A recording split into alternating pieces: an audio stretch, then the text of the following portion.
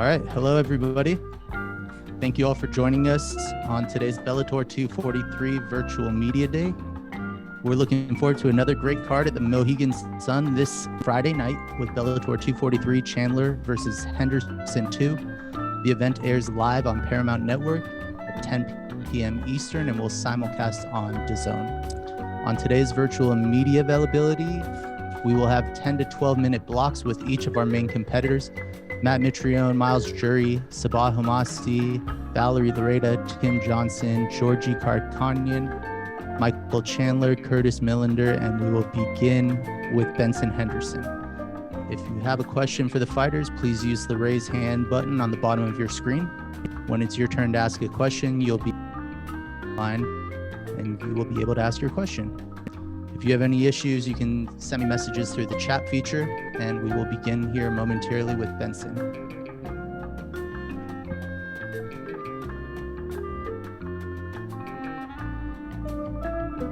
All right, our first question will go to Brian Campbell. Your line is live. Benson, great talking to you as always, man. Everyone's writing about the storyline of this fight being more about Michael Chandler and the end of his Bellator deal. What's the storyline from your perspective about what this fight means to your career? Brian, hang on 1 second. We're having a technical issue. Hang on 1 second, please. Sorry, man.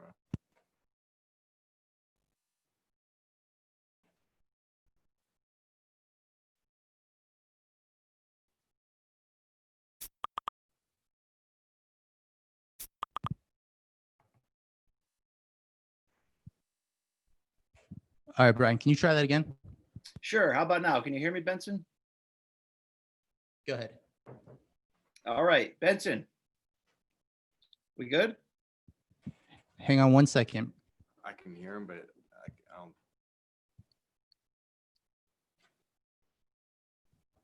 All right, give it a shot, Brian. All right, Benson. You good? All right. Good. It seems the storyline ahead of this fight from everyone is more about the end of Chandler's Bellator deal. From your perspective in your career, what's at stake? What's on the line? What's the storyline for Benson Henderson in this one? Same as every fight. You know, at a certain point in your career, the very first fight of your career it starts off with a bang. Every fight you have is the most important fight of your career. Doesn't matter what it is you did before. It doesn't matter, you know, the world we live in, the society we live in. Our attention span is pretty short. And I remember, Shogun Hua did 15 years ago, how bad he was. What about his last fight? The last fight, he looked like the man. Everyone's like, oh, he's awesome, he's great, he's amazing, he's yada, yada, yada. That's what you'll remember, is your last fight. So for me, it is the most important fight I've ever had in my entire life. And I trained that way. Take me back to that first one, if you can, and just tell the story of the fight from your perspective. First fight, the biggest thing I think was Chandler had a big first round. You look at all the highlight clips, all the videos of it, everyone talking about the fight. Every positive thing that they say was all about Chandler's first round. And then the rest of the fight leaned more my way. So for me, it's about making sure I go out there and start with a gangbuster first round. And I set the pace, make him tired, make him exhausted. And then the fight from there should again, lean my way, should go my way. I got to bring the fight to him. I got to keep at such a high level the entire time. I can't give him those 30-second, those 20-second breaks that he's used to. So that's exactly what I'm going to do. All right, I want to close with this. You're on a 4-fight win streak, which is obviously different from the 1-2 start for you in Bellator. What has been the difference between those two sets of fights for you? No difference. You know, sorry to have the coach speak for you, but the same thing. You get up, you get ready every day. You have the same preparations. You trust the process. You trust your coaches, trust your training partners. Sometimes fights go your way. Sometimes they don't go your way. There was no revolutionary new yoga program I tried. And I started doing new yoga or started doing these breathing exercises. No, it's just the daily work, the daily grind you put in. Some fights go your way. Some fights don't go your way.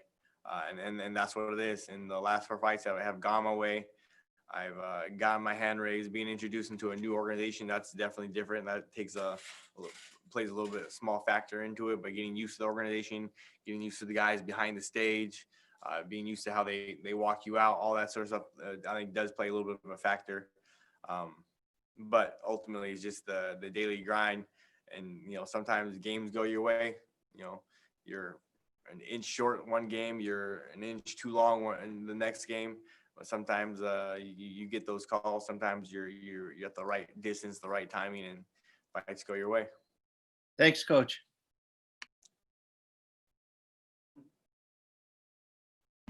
All right, next question will go to Steve Jewin. Your line is live.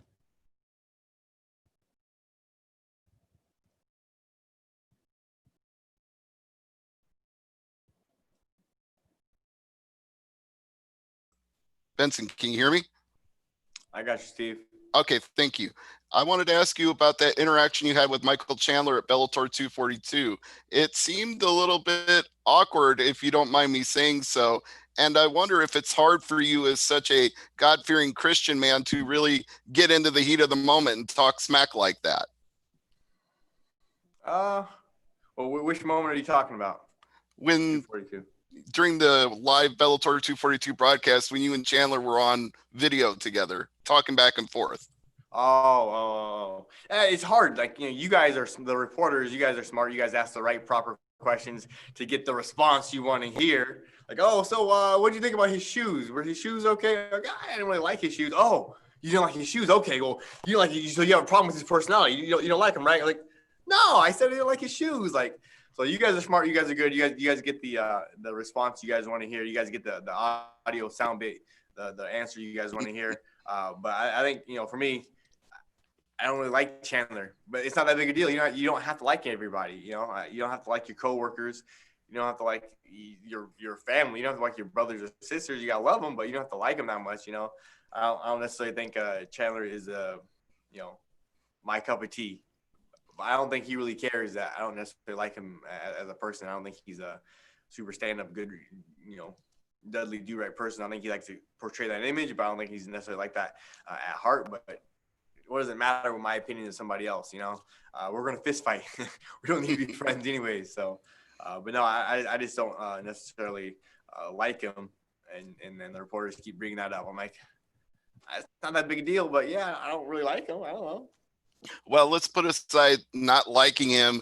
And I hope you won't take this as sound baiting when I ask this, but even in not liking him, do you still respect him? Not only having fought him for 5 rounds, but seeing that he's the 3-time Bellator lightweight champion, do you respect him? That's a tough question. Maybe I respect some of the things he has done. He's adopted a child. Mad respect for that. For him and his wife for adopting a child. Mad respect, a ton of respect for that. I'm hoping my wife and I will later on at some point in time where we would also be lucky enough to maybe adopt a few kids and change their lives and give them some love. So mad respect for Chandler for that. But some of the other things I don't necessarily have a ton of respect for him for. But I don't think he really cares whether I respect him or not. But a ton of respect for Chandler on the fact that he has adopted a child. So that's amazing. All right, final question before I let you go. Chandler has insisted that the first fight was decisive. He clearly won at least 4 out of 5 rounds. I think the 5th round was very decisive for you, and all of those other rounds are up for debate. So what do you say looking back now on that first fight as you prepare for the next one? If I'm asked a question and I have to respond, I have to reply, then I have to think of something to say. I have to give an answer back. But I don't really think that much. I don't really like if I'm at home, I don't ever think about the fight. If I'm it's only ever when it's brought up to me do I have to have an answer for that. But the first fight is what it is. All my fights, they are what they are. You can look back at them, you can judge them, you can score them yourself, and you can come to your own conclusion. You can think this, you can think that. It's cool. It's in the past. It doesn't really matter. Chandler obviously has his own opinion. I have my opinion. I know I won that fight. I know he was a dang near broken man from that 4th round going to the 5th round. Looking at his eyes, I see him after the fight. He knew he lost.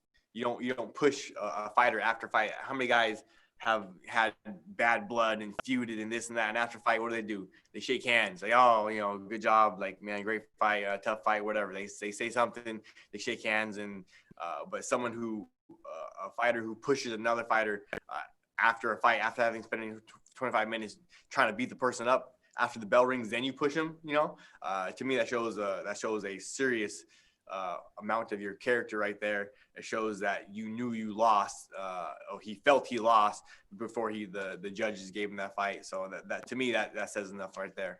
Much respect, Benson. Best of the luck to you on Friday, and thank you for the time as always. Yeah, thank you, man. I appreciate it. All right, our next question comes from Gareth A. Davies. Your line is live.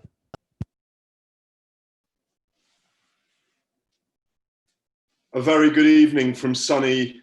Oh, I was trying to video that and then I lost the video. Very good evening from sunny England, Benson. Sunny over there right now? Wow. Well, I can't move, can I? I'm bloody stuck here. Otherwise, I'd be with you right now in the bubble. Yeah,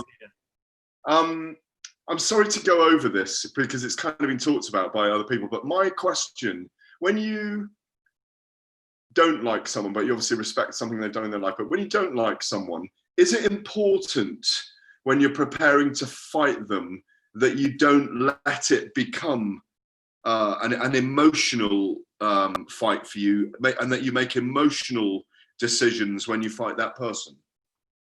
I think for some people, it's kind of hard if you don't like somebody and then you're going to get into a fist fight with them. I think it definitely can easily turn into a very emotional, very upset, you're trying to, whatever. But for me, I've never really had that problem. I'm pretty cool, calm, collected. If I like somebody, if I don't like somebody, I'm gonna go beat them up. So no, I don't really have that problem. I've never really had to deal with that situation. Most people I fight, whether I got my hand raised or they haven't got my hand raised at Korshkov, threw the worst whooping of my life and anything ever. Like he whooped my butt. I got mad respect for the guy. I love that guy. He's awesome. So a ton of respect for Korshkov. I like Korshkov. We message each other back and forth on Instagram and whatnot. He's a good dude. So like that guy gave me a whooping. If I can like him, I don't have a problem with liking people in that way. But just with liking fighting somebody you don't like, I've never really had that issue before.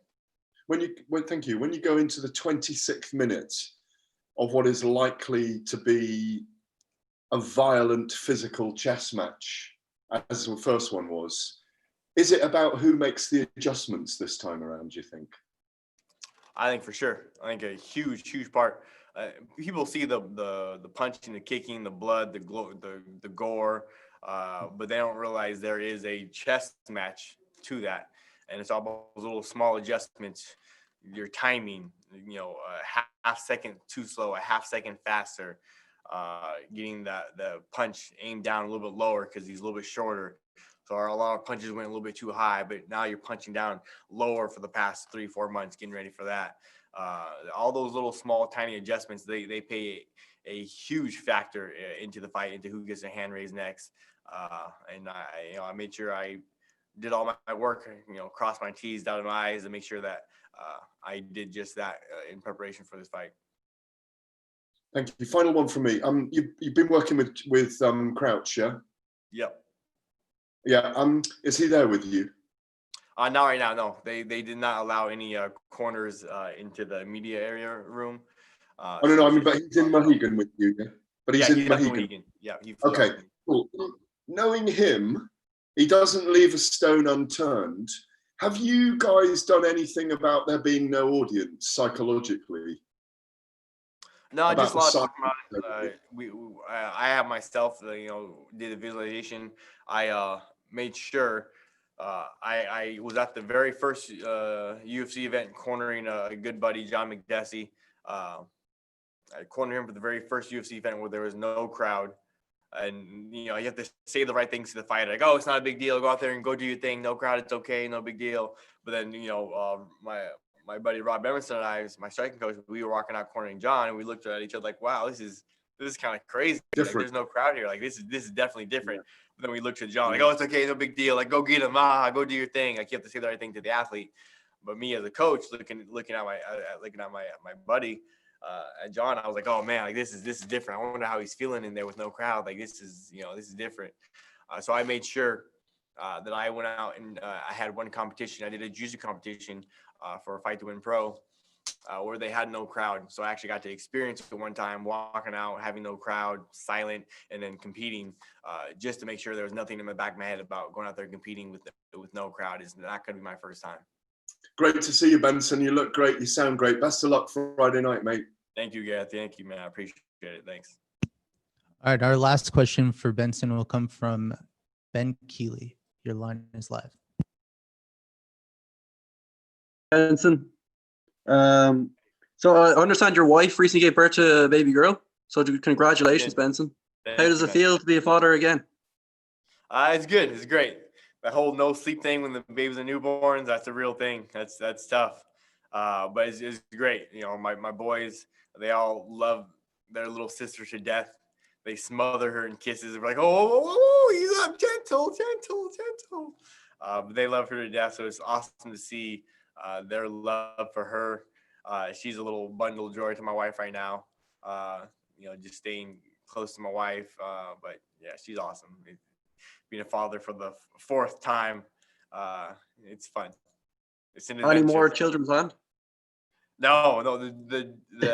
The day my wife found out, the day we found out we were pregnant for the fourth time, it was unexpected. It was unplanned.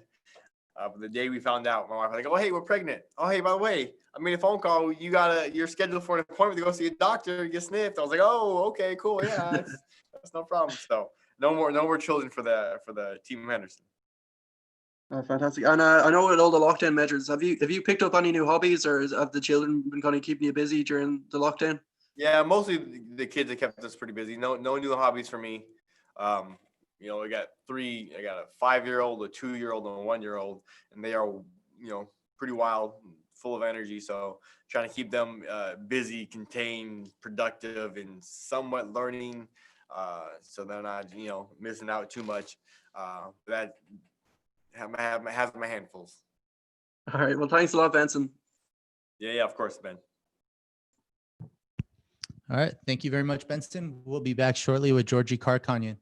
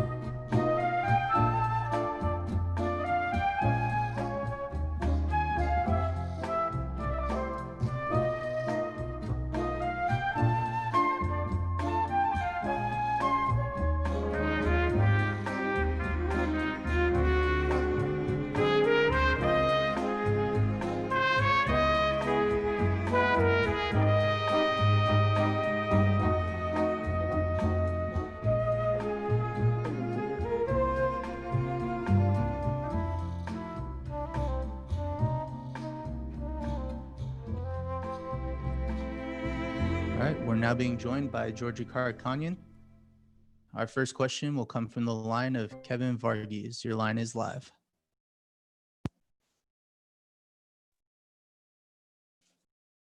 Hey, Georgie, how you doing? Good. The question is, how have you been handling the training camp with the whole coronavirus been going on? I've been handling really well, man. I don't watch TV. I don't listen to the media. I got back from Ireland. I took a week off, and I was back in the gym and just training, getting better. For this fight, are you going to be taking any different approaches with your opponent or not? My approach with every fight is to finish him. So it doesn't change anything up. Just gonna go out there and look for a finish. So if you win this fight, what do you plan on doing next? I plan on coming back in 2 weeks and fighting her again. But if they keep me busy, man, I want to fight at least 4 times. So there's few 50 fighters on my list. So I would like to get hold of them. Georgie, thanks and good luck this Friday. All right. Thank you. Thank you, Rick. Our next question comes from Steve Jewing. Your line is live. Thank you, Georgie. It's always a pleasure to talk to you. And you mentioned that win in Ireland. That was a very dominant performance against Paul Redmond.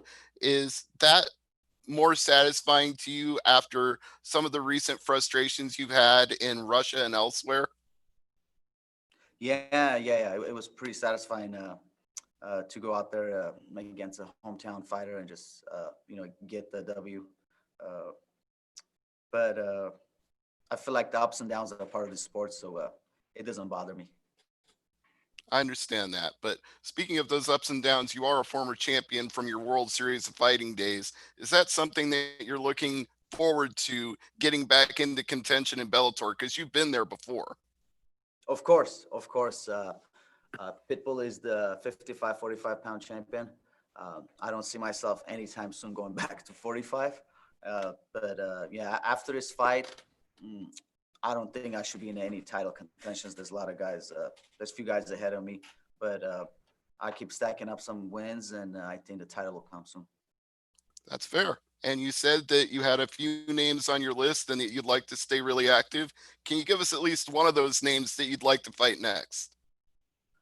One of those guys actually on the same card. He's fighting the main event, so his name is Benson Henderson. So we'll see how that fight goes. But he fought my training partner Saeed Awad, and I feel like I match up with him really well. He's a great fighter, but he's one of them. All right. Well, hopefully that fight's coming your way, and we look forward to seeing how you do on Friday. Thank you very much. Thank you. All right, our next question comes from Ben Keeley. Your line is live. Hi, Georgie. So when you're in Dublin, I understand your wife had a baby the night you fought Paul Redmond. So can you just describe me how that happened? I know you only found out on the night, or was it after the fight you found out?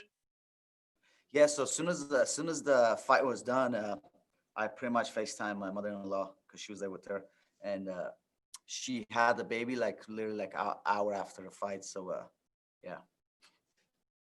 Oh wow. So how is fatherhood been like? Is this your first child?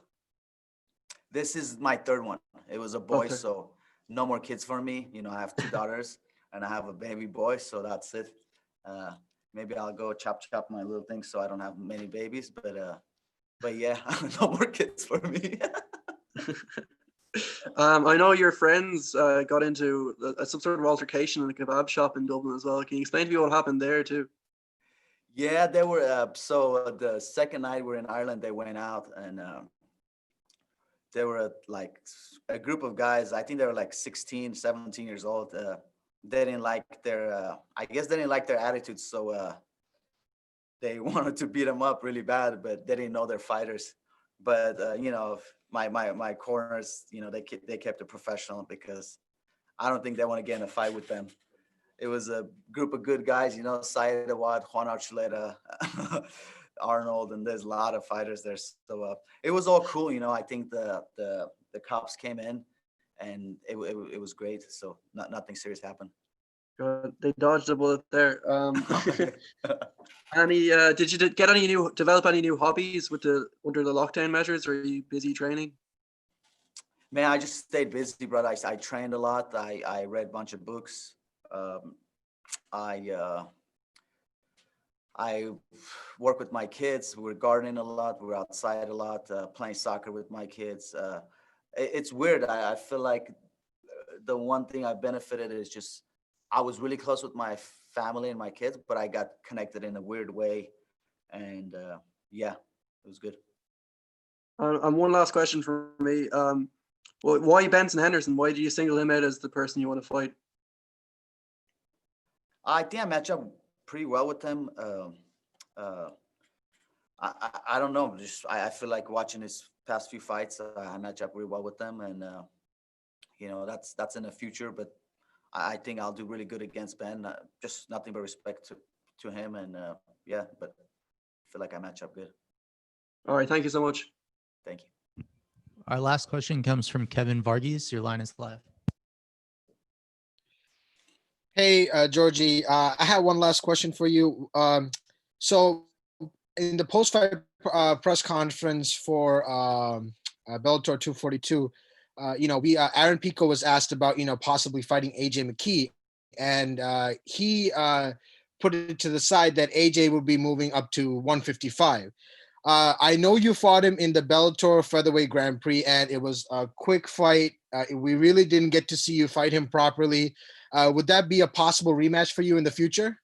Of course, of course. Yeah, I would like to get my rematch, but I want to stack up some wins. But yeah, man, like I didn't get to display what you know, what kind of fighter I'm that night. I got caught. All the props to AJ. You know, I want him to go ahead and win that $1 million tournament. But of course, at 55, you know, I have a mentality of kill or be killed, and that's how I've been my whole career. So I would like to. That's a. I didn't know this, but yeah, I would like to do that. That's for sure. All right. Thank you, Georgie. We'll be back shortly with Tim Johnson.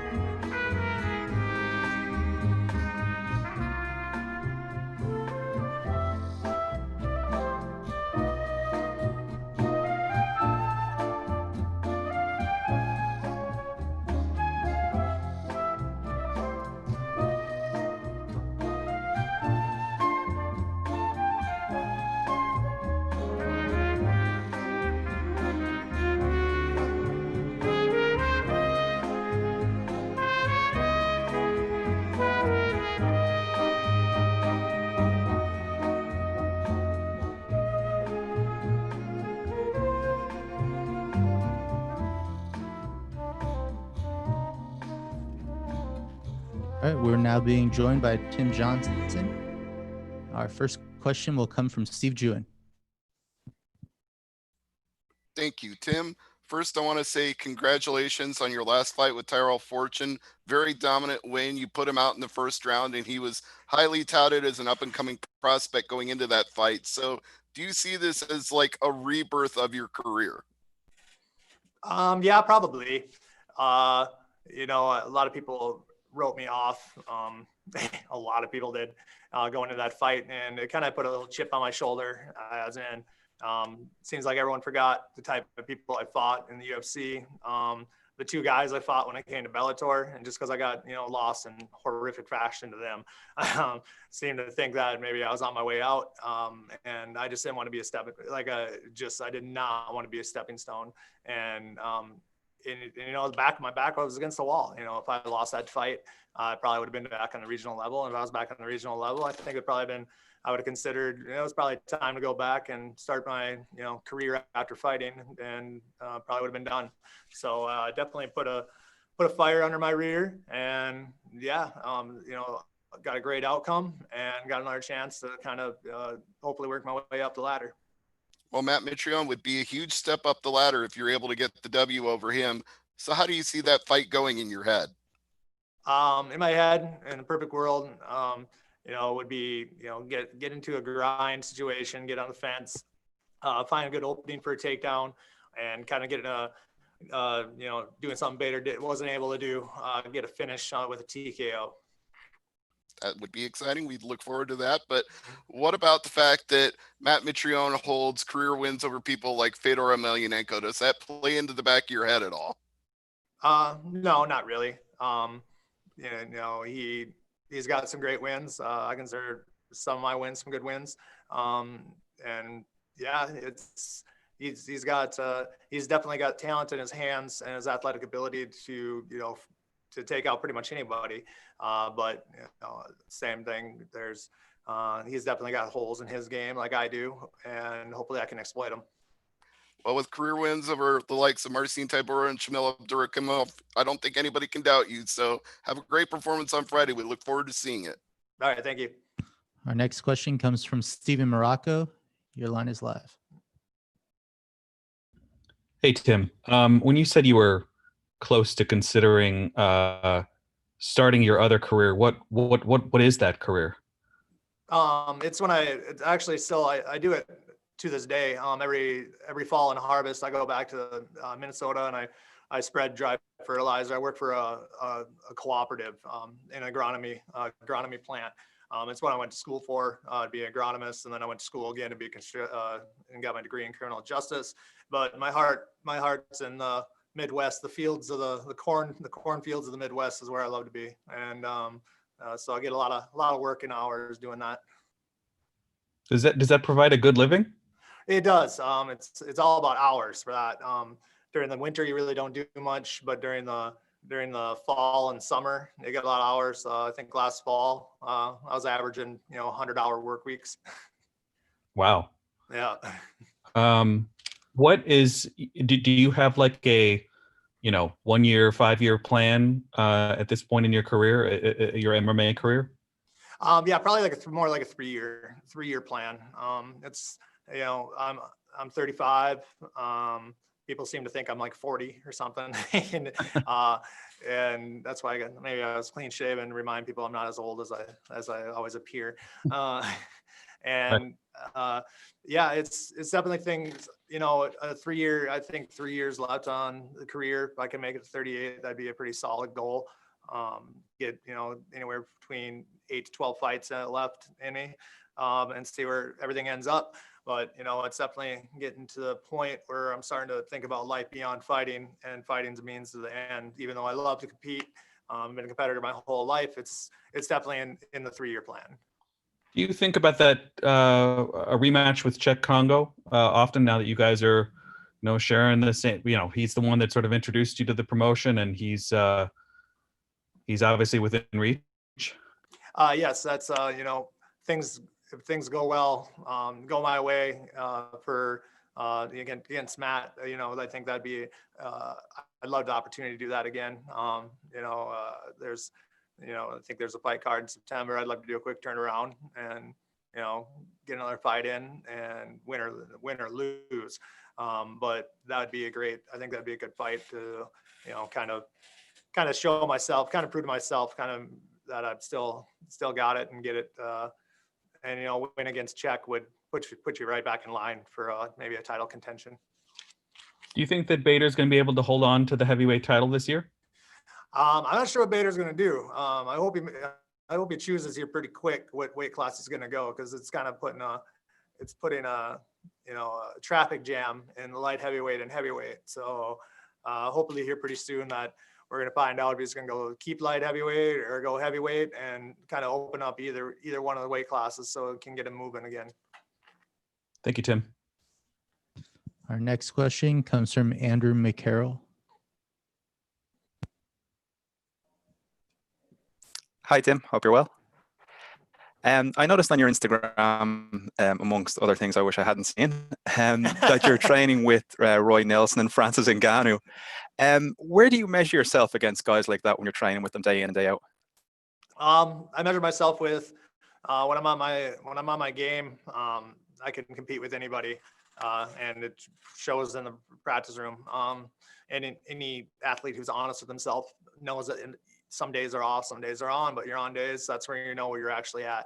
And what I said after my win against Tyrell got brought up, something like that. And I was like, I'm hanging with these guys just fine in the practice room, but sometimes it just doesn't come out on fight day. But you can lay it the way, you can word it however you want. Just sometimes the fighter that I know I am doesn't always show up, and it's just a battle within yourself to make sure that that's the one who shows up here on Friday. fighters are always talking about it's like going to war. It's like going to war. Someone who is actually a combat veteran yourself, are those two experiences actually comparable in any way, or is there anything you can take from your experience as a combat veteran that you can bring into the cage? Yeah, it's, fighting's easy compared to, driving down the roads of Iraq. But there is some comparability to it, as in, when you're on the, the lines ready to drive out, ready to, get your mission going. You got anxiety, you got some anxiety, you got some adrenaline. But once you get on the road and start driving, everything calms down, you get back to normal. And so that's very comparable to a fight. You're on the walkout, the first couple, 30 seconds of a fight, you're all high, you're tense, you're trying to, calm yourself down. Eventually kind of stuff just rolls in and your training kicks in. You fall back on your training, just like I guess in the military sense. And finally, probably the most important question, will we see the mustache again? Maybe in the future. We're gonna be seeing here. I actually might be here in the fall here. Probably be rejoining the military again. It was always in my long-term plans to do it, and I think I took about a 4-year hiatus, and now got a little girl on the way. So thinking about future stuff now, and so I can't grow a beard anymore in the military. So the only facial hair I'd be able to grow is a mustache. So yeah, you'll probably be seeing it here again. Best luck with your fight. Pleasure to speak to you, Tim. Congratulations on the new arrival as well. Thank you. Thank you. Next question comes from Ben Keeley. Hi Tim, congrats again on the new arrival, and you got married this year as well, so congrats on that. Yep, thank you. How does it feel to be a married man? It's life doesn't change too much, except you say yes, dear, a little bit with a little more effort. Fantastic. Yeah, you mentioned earlier that you trained with Francis Ngannou. For someone who's never experienced his punching power, how can you describe it? Can you put that into words? It's like getting hit with a truck. He's dropped me with a couple liver shots a handful of times. And he's rattled my head, rattled the brain around a little bit. He hits hard. And the thing is, even when he's not trying to hit you hard, he hits hard. So it's just one of those natural things that you can't really teach. You have it. Like I can't throw a 100-mile-an-hour fastball, no matter how much you teach me. It's kind of the same thing with him. It's just natural. Do you still bounce at strip clubs?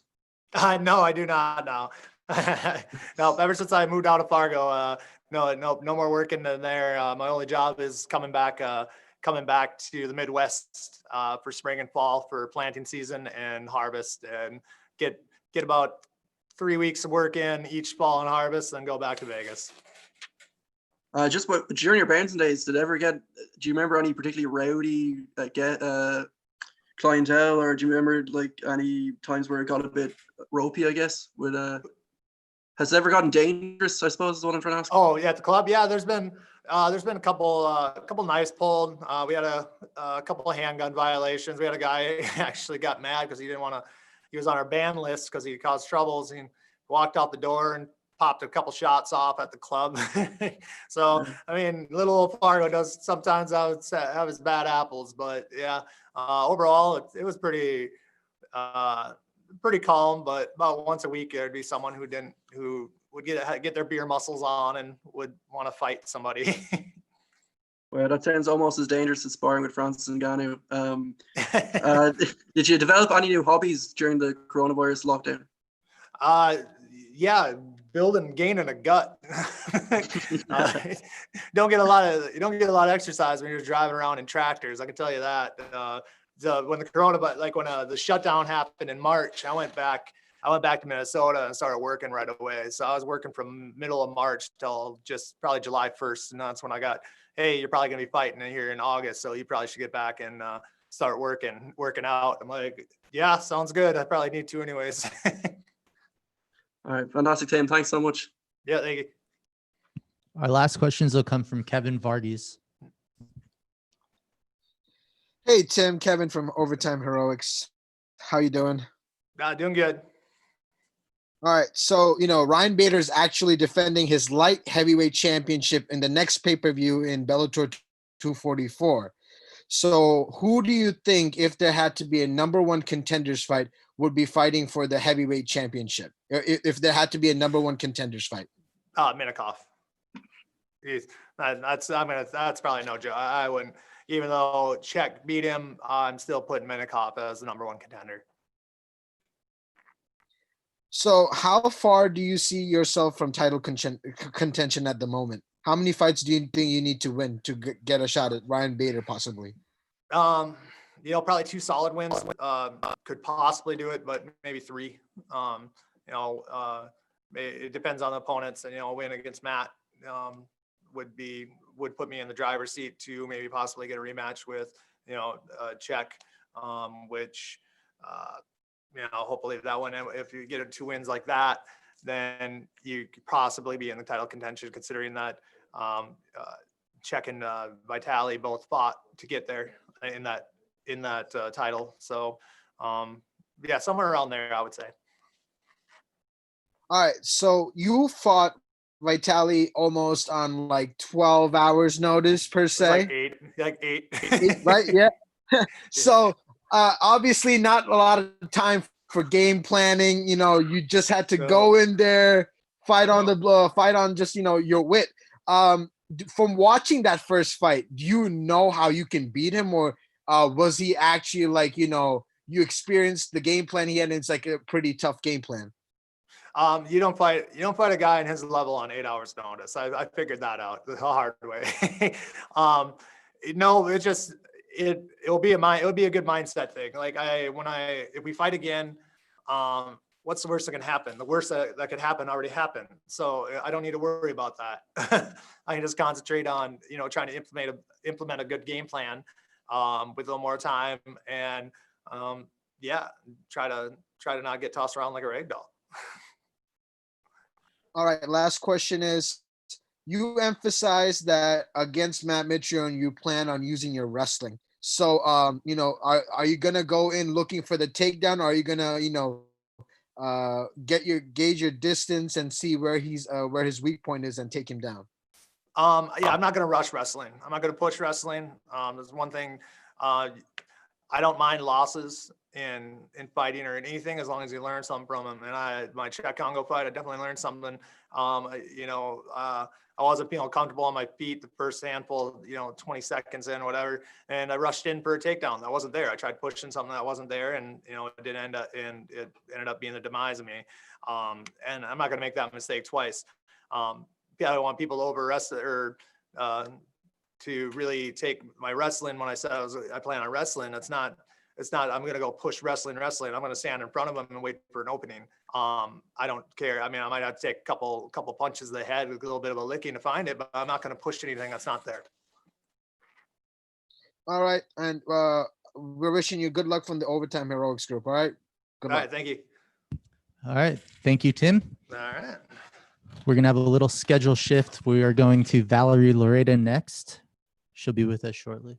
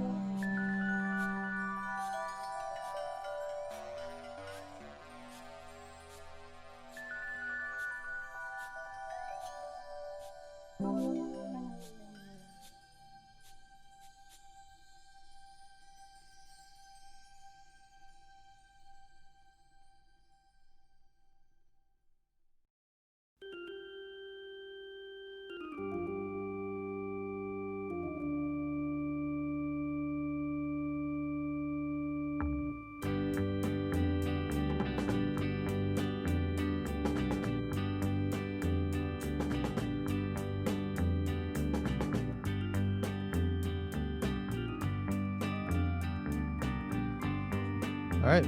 We're now being joined by Valerie Loretta. We'll start the questioning with Steve Jewin. Your line is live.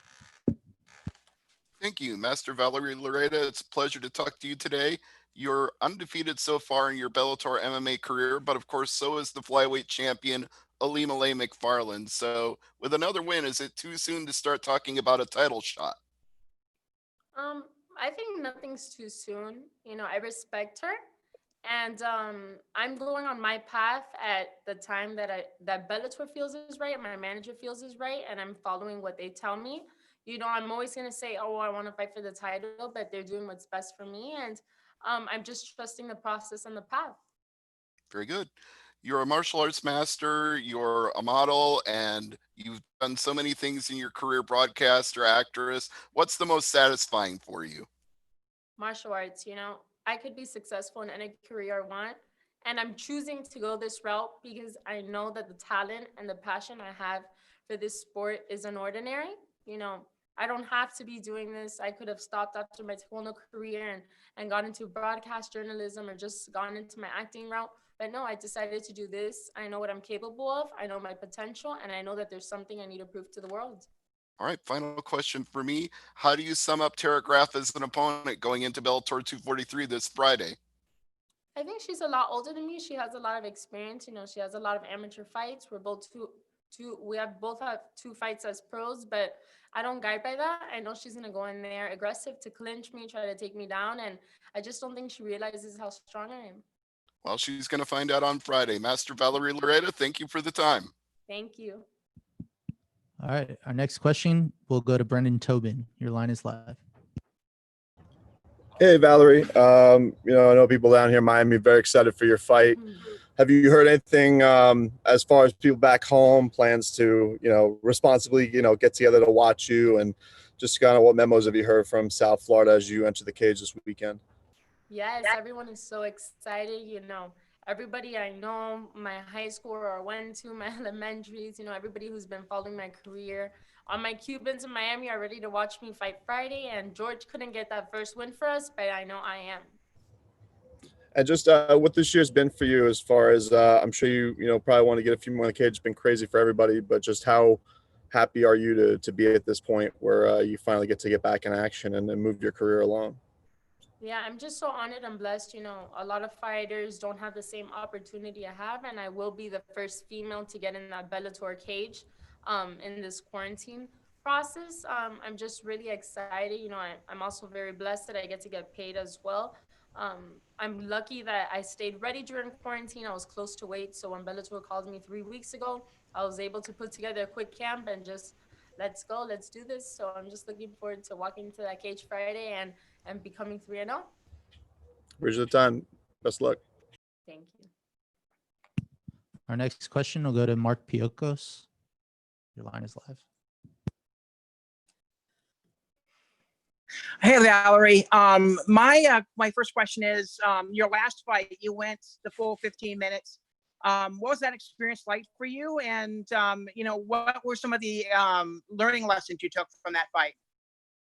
So my last fight, I was upset about it at first, but then I was grateful for it because it was 15 full minutes in a cage. You know, I wasn't tired, and this girl was going at me with everything, and I learned about her a week before. She was a southpaw. It was a lot of adversity I had to face and change, and I'm just grateful with the outcome. But that fight I took away from me that every girl that walks into the cage with me is out to kill me, and this is the opportunity of their life. So I always have to be prepared for more than that. You know, it doesn't matter who it is in front of me. I know Tara's gonna come in the same way, and I'm gonna use the experience I learned from my last fight into this fight. Now, going into this fight, I mean, it might be a little bit jarring that you may there's no audience there, so obviously no crowd noise. You'll be able to hear your coaches more clearly. On the other hand, kind of what's your expectations coming in to this fight, knowing that there's no crowd there and it's going to be somewhat quiet? I feel a lot less pressure. You know, I've been sparring like that since I was a baby. Every Wednesday, my dad used to do sparrings like that, where it was just us in the gym sparring, and my dad would coach me. But this time, you know, I feel a lot less pressure. I don't know if it's just me, but I feel a lot less pressure. I feel like it's gonna be funner. You don't have to think about the crowd or all of that, and just go in there and have fun. Listen to your coaches. It's like a sparring at American Top Team in our cage, and just perform at my best. A final question. One of your goals coming into fighting was to kind of change the perception of what Taekwondo was in this sport. How do you feel that goal is coming around right now? Do you feel that a lot more people are kind of respecting the sport of Taekwondo now? Yes, 100%. I feel like Taekwondo is becoming a lot more prominent in mixed martial arts. A lot of people want to do the techniques that I know how to do, and Taekwondo is the type of sport that if you don't start it from a very early age, it's very hard to get that footwork. And I'm just blessed that I do have that. Taekwondo is a beautiful martial art, and it comes out of me naturally in the cage. A lot of things in Taekwondo you can't do in a cage, but a lot of things I picked up and I use in my MMA. So I know exactly how to use my Taekwondo in the cage and show off on my pretty kicks and knock someone out. Well, thanks a lot for your time, Valerie, and best of luck to you. Thank you. Our next question comes from Mark Zero Giannis.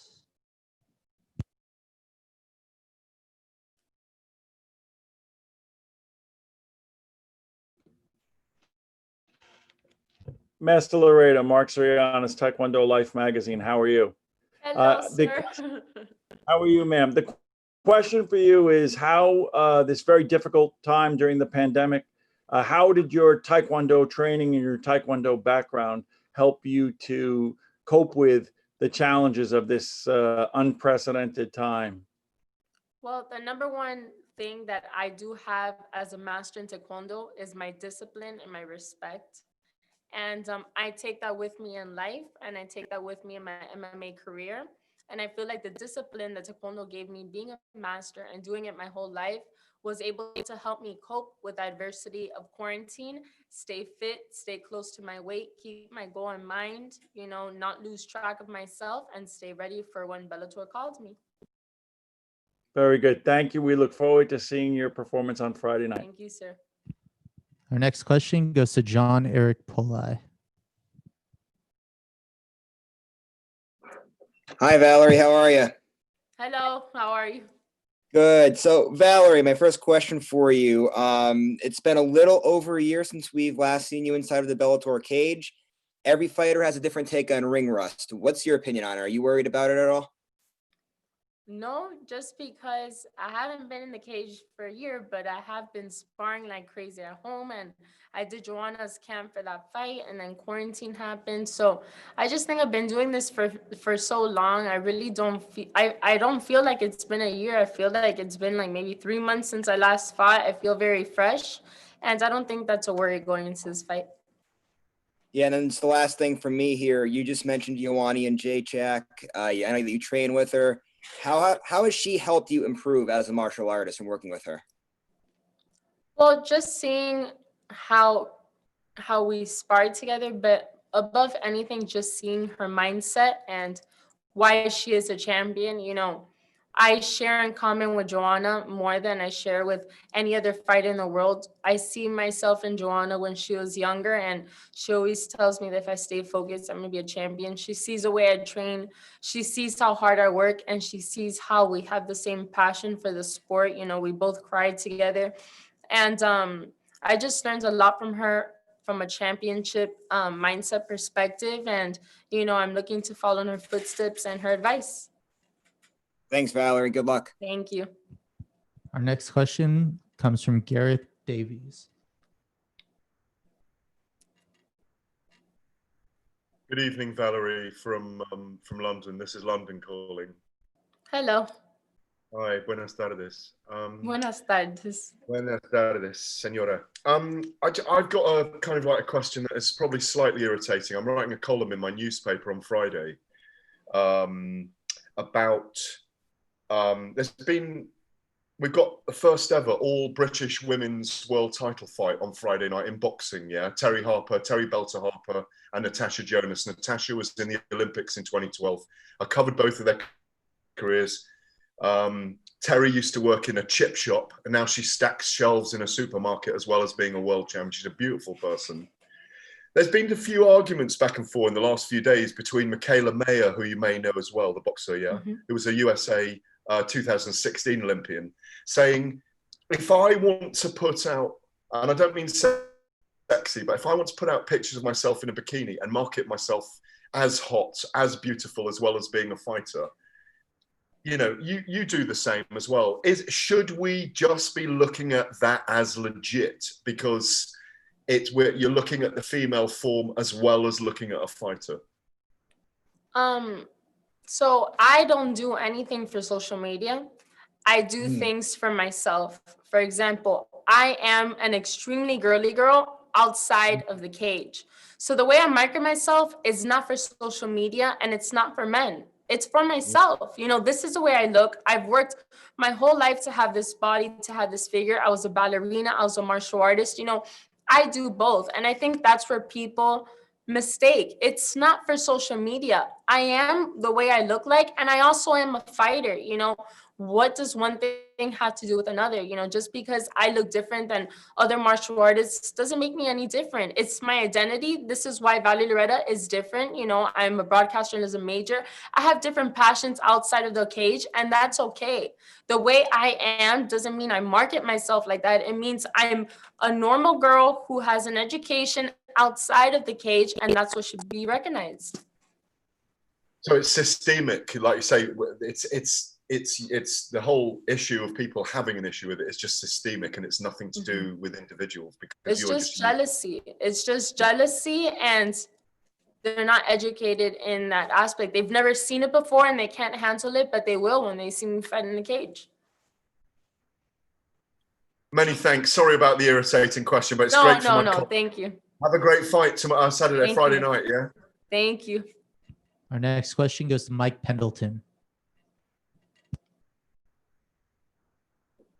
Hi, Valerie. So recently, I know you talked about your connection with George and obviously down there in Florida, Miami, and wanting to be like an influence for the Cuban community. But my question is, aren't you already doing that, right? 2 pro fights, you've won both. You're knocking on the doorstep of a bigger point in your career. And I think in that Latin and Hispanic culture, they already look at you, an actress, all that you do, everything that you do. Aren't you already there? I know you don't have a BMF title or anything like that, but you're already there. You're already making an impact in the community. Yes, I am making an impact. You know, I'm the first Cuban female fighter to come out of Miami. You know, I hold a lot of responsibility on my heart to represent our community, you know, but George is who he is. You know, I follow a lot of his footsteps. I feel like I am getting there, but I'm very hard on myself, and I feel like I'm not there yet, and I'm not complacent. I'm not satisfied. I'm not going to stop until I'm 10-0, have that belt, and I'm the first Cuban American woman to have the belt for Bellator. My last follow-up here is, with that, don't you like to shine in multiple avenues in your life to not only show them you could be a world-class fighter, you're on your way to becoming a champion, but while, and almost similar to the last question you received, you can be a beautiful woman, you could thrive in other industries, but you can also be a world champion inside the cage. Yes, that's my message. You know, I think a lot of people don't understand it because it's too much for them to handle, but this is who I am. You know, this isn't for marketing. This isn't for social media. This is who Valerie Loretta is in and out of the cage. This is who I am. I don't feel comfortable with myself as a woman or training hard if I'm not being myself and staying true to my identity. You know, this is who's going to make me who I am. This is what's going to make me recognized by the public. And this is what's going to make me a role model to other women and young girls who feel like I do and feel like they're stereotyped for doing a sport that's more male dominated. Well, I know a lot of the Latin Hispanic community is obviously looking up to you, especially young girls. Best of luck this weekend. Thank you, sir. All right, our last question will come from Andrew McCarroll. Hi, Valerie. Hope you're well. Hello. I know you had to drop out of the Olympic team when your mother became unwell. I know she's a badass in her own right. I think she took her black belt while she was pregnant with you. How big of an influence has she been on your career? And is that where you get your mental strength from? Well, my mom has 100% made me into the woman I am. My mother put it upon herself to keep me very feminine and give me a lot more aspects of life outside of taekwondo, because my dad was so narrowed into only taekwondo. So my mom is the reason that I'm like this. My mom has styled me. My mom has put me a dance since I was little. My mom has done my makeup. My mom is my image. My mom represents me. And when she got sick, I learned a lot about myself and my mom. If she was able to survive something like that and fight that for me and my two sisters, what is fighting in a cage and getting hit in the face? That's nothing really. When I saw my mom suffer the way she did, I know that my mom could beat that. I could beat anything, it's in my blood. My mom did it for us. My mom survived that for me and my two sisters. And I promise you, I'm going to give my mom back, and I'm going to change her life for the rest of our lives. We're going to be set for life because I'm doing this for my family and to prove to the world that we're special, and my mom is the most special human being in the world. That's lovely. And you were on a reality show there recently as well. Jorge Masvidal said that was kind of like the turning point in his career when he was in that. He found a renewed focus. Coming out of the back of that, have you found a different mindset going into this that you were able to do from competing in another event? So being on that reality show, I had to face a lot of adversity. It was the hardest experience of my life, but it made me the most mentally tough and mentally and physically that I've ever been in my life. I got off that show and I had to reevaluate a lot of things in a different perspective and what truly I wanted for myself, who I wanted around my life, and what route I was gonna go in. So that show, just being away from social media, being away from the phone, being away from my family, being away from martial arts, being away from hot water, being away from coffee, everything on a daily basis just makes you so grateful for what you have. And it really just forces you to lay down and think all day when you're not filming, and it gives you a new focus, and my focus was never lost. My focus was also always that I need to prove myself as a martial artist no matter what. I could be successful in any other career, but I need to prove myself as a martial artist. Something's telling me in my heart. I've sacrificed, I've cried, I've bled too much from when I was little to let this go. I had an extremely hard upbringing with my father as my grandmaster, and it's not going to go to waste. I'm going to use this to be great and show the world who I am. All right. Thank you very much, Valerie. Perfect. Appreciate your time. Thank you. We'll be joined by Curtis Melander very shortly. Stand by.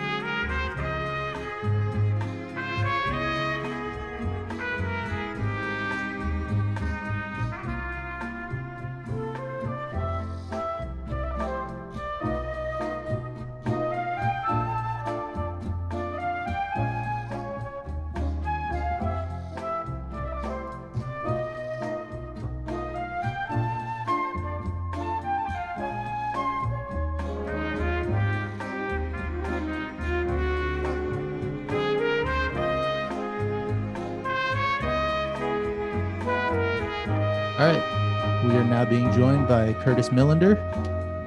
We will go to our first question with Steve Jewin. Your line is live. Thank you, Curtis. I appreciate your time today. And my question for you is, you're 3-2 now in Bellator. This is your third stint with the promotion. See yourself right now in Bellator MMA. You said that one more time? Oh, yes. You're 3-2 right now in Bellator. Third run in the promotion. You just came off a win over Moses Murrieta. So where do you see yourself in the promotion right now? I feel like with a win, a dominant win, I can be, right on my way to the top of the promotion. There's a lot of good fights for me at 70 and 85. So, everywhere I go, I want to be successful everywhere I go. So if I go to a promotion, I'm here to take it over. Is that a goal of yours then, to be a two-weight class champion at 170 and 185? I want to definitely take 170 first, but I've been dipping and dabbling back and forth with the 185 things. So I'm sure I can do both.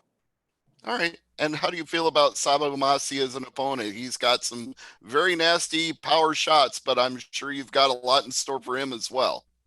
Unfortunately for him, like in order to use that power, you got to get close. It's a lot of things you got to get through. Speed kills power every time. So, he has to cross that line, and unfortunately, that line has fireworks. It's fireworks at that line, bombs at that line. It's a rough place to be. All right. Well, we'll look forward to you dropping bombs on Friday. Thank you, Curtis. Thank you. Our next question comes from Giancarlo Alino. Hi, Curtis. You've had to adapt to this new norm now, like a lot of fighters with the gym protocols and changing the way everyone prepares for a fight. So how have you adapted to this new norm and preparing for this fight? It's given me a lot more time to just become a better fighter, not just physically, but mentally too. I've always been a fight nerd.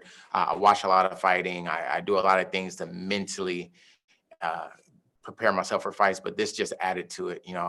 More time to watch video, not so much strain on the body because I'm not able to train like I normally do. I got to add some weightlifting, which I was not really against, but I've never really done too much like heavy weightlifting, but I was able to add that. So it's been a plus for me. And what's been the most difficult part about that? Like, is it more like the striking or working with a training partner? Like, how has it changed the way you do things on a day-to-day basis? I wouldn't say it's been any difficulty as far as the preparation. I just miss everybody. I just miss everybody.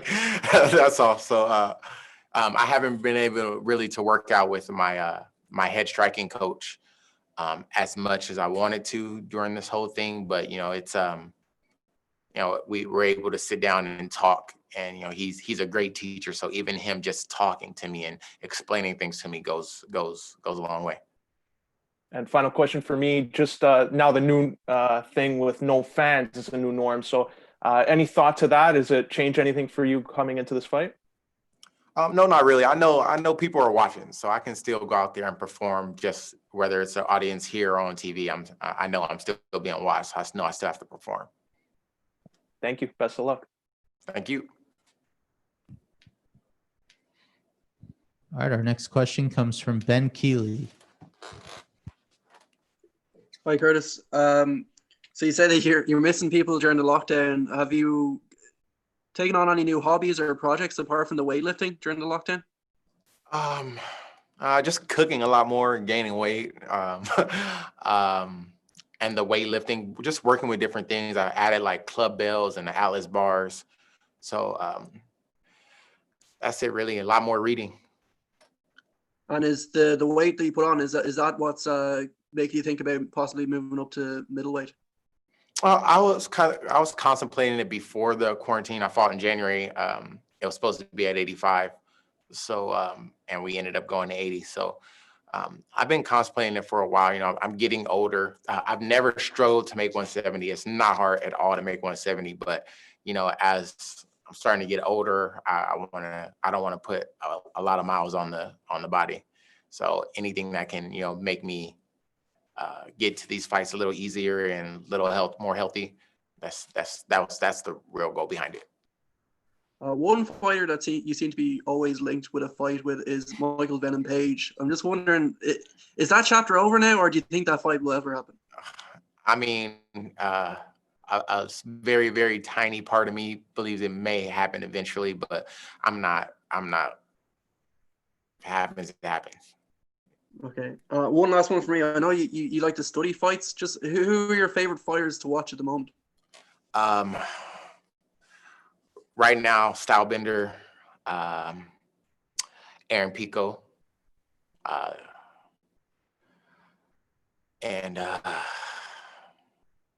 those are probably like the main two right now, and outside within MMA. But watching a lot of boxers. I'm trying to add some new things without really giving it away. I'm trying to go to the body a little more.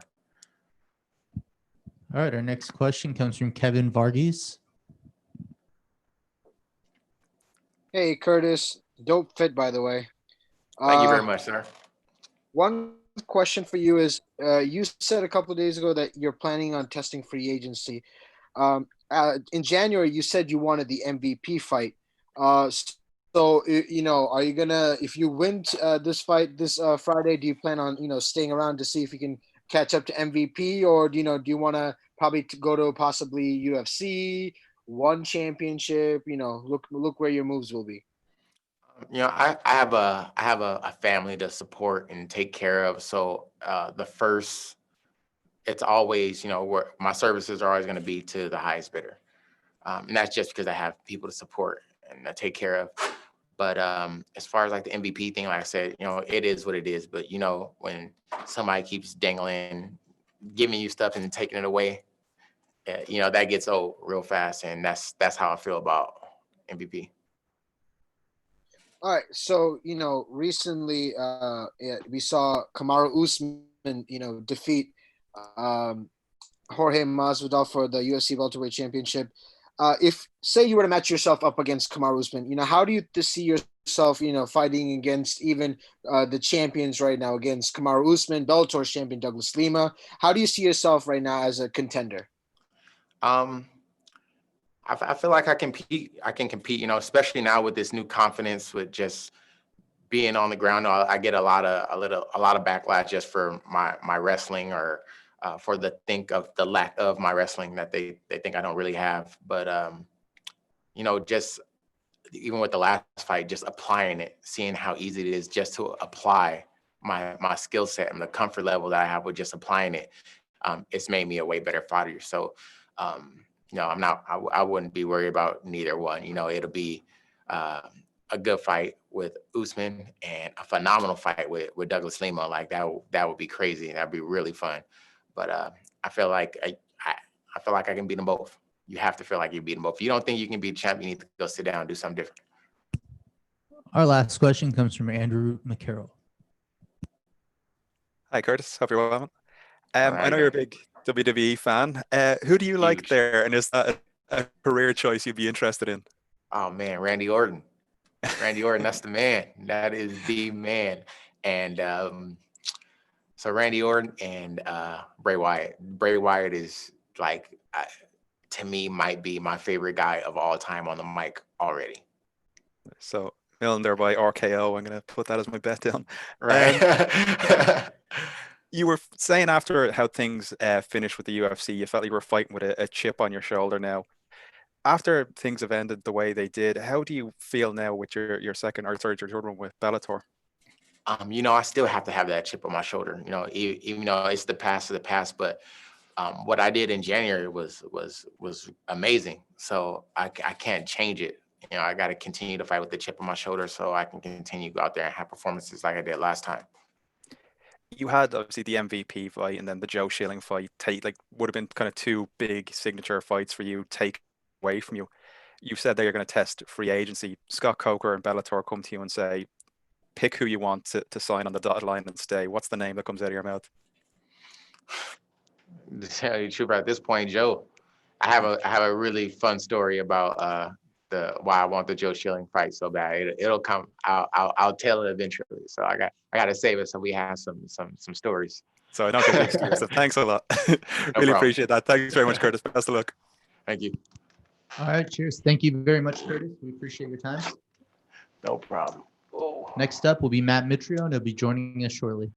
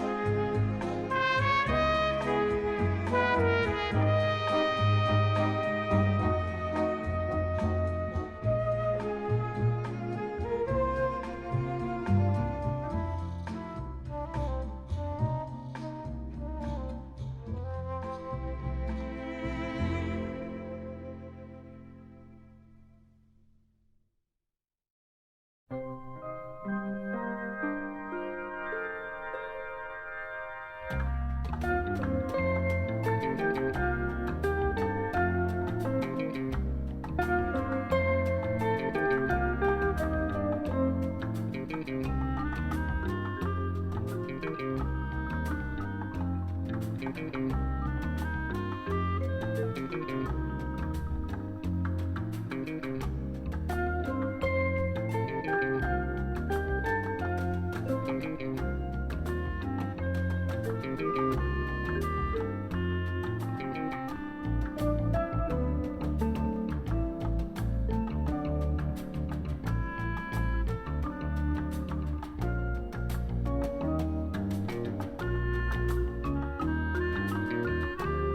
right. We are now being joined by Matt Mitruno. We'll go to Steve Jewin for our first question. Your line is live.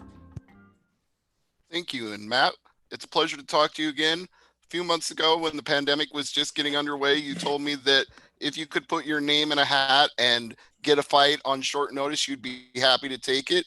Is that how you describe getting this fight with Timothy Johnson? I don't know. I guess maybe possibly a little bit. But like I said, man, I mean, I think anybody knows me knows I'm game, you know. Hell, when tall Steve Mowry got his fight canceled because of what went on, I tried to jump in that fight too. It just wasn't possible. Like, hey, man, I compete at any cost. And if I can do it and it's feasible, they know to call my phone, and I always answer. All right. Earlier, Timothy Johnson told us he felt like his career had entered a new chapter with his win over Tyrell Fortune. So how do you see him after that performance? How do you think you match up with him? I think I match up with anybody relatively well. But I think, honestly, I think Timothy is very accurate with that, with his take on his career. And I think that's a very good self-evaluation. I think that he almost in theory was being written off, right? He got slept by Congo, and Congo doesn't punch anybody anymore.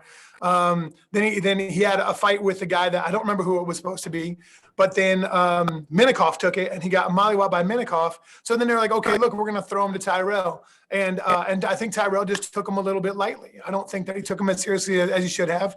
Tyrell, and we've trained a lot, and I'm not ripping on Tyrell. I think it was just a learning experience. I think that he kind of fell in love with his hands a little bit, and I think that he didn't have the mobility or the athleticism or especially the lateral mobility that he normally does. And I think that Timothy was able to capitalize on it. And I don't think that I think that you have to remember at all times we're heavyweights. And when you fight another heavyweight, he's just as strong as you are, and he can touch your chin and turn it off just like that. And I think that's what happened. So I think that that's correct. I think Timothy has a lot of attention. He just stopped a pretty aggressive hype train. And I think he should be feeling himself a little bit. All right. Final thing for me before I let you go, Matt. Timothy said in an ideal situation, he would do what Ryan Bader did, and that would be to take you down. But unlike Bader, he would go for a finish on the ground. What do you think about that scenario unfolding in the fight where he's on top of you? Sweet. Well, it will be sweet. We're looking forward to what happens on Friday, and I hope you have a great performance. As always, Matt, thanks for the time. Thanks, man. Our next question is from Arkady Sachkovsky. You got to try that again. It's hard, man. I would feel so disrespected if I were you. I would get on Danny's butt Nah. right now. Nah, you should see my teachers break their teeth when I was younger. I bet. So, hello from Israel. What's up, brother? How are you? I'm great, man. First of all, I have a question for you about the rumor that started, especially on Russian websites, about possibly a rematch against Fedor, possibly in Russia. Awesome. I was just talking about that today, as a matter of fact. Like, how awesome would that be to go fight Fedor in Moscow? That would be so dope. That'd be awesome. Great. If that's a rumor, let's make it real. Let's do it. Cool. So I already have a headline. The second thing, during the pandemic, how was it training with all the regulations? Yeah, it didn't affect us really that much at all. I live in Indiana, and that's not a destination state, so not many people go there. It's not like going from New York to Florida. So it wasn't that big of a deal. It was really just kind of wear a mask, stay amongst your own business. But it was like kind of our regular life as it normally is. Like we go to the gym, you go back home, you sleep, you do the exact same thing over again. So it really wasn't that much of a change for us. Cool. And the last question, you visit here in Israel. You visited us and you were a color commentator. So you weren't busy with fighting and training and all these nervous things. How was it here in our little and pretty loud country? How was it? It was great, man. I had a great time in Israel. It was a great experience. Had a great time. Got great looking women over there. It was awesome, dude. Boy, I mean, all you gotta do is go there at some time when I know somebody. Actually, I was talking with what's his name? The fighter, the 170 pounder guy. Chaim Gonzalez. Yeah, Gonzalez. Yeah, great dude, man. I was talking with Chaim, and he's like, dude, he's like, come on over. I'll take care of you. I was like, brother, if you're gonna take care of me, I'll be all right. Yeah, Chaim really know how to take care of his people. Great, man. I hope you the best and wish you luck on the fight. Thanks, man. Appreciate it, brother. Our next question will go to John Eric Polai. Hi, Matt. How are you? So good I could be twins, brother.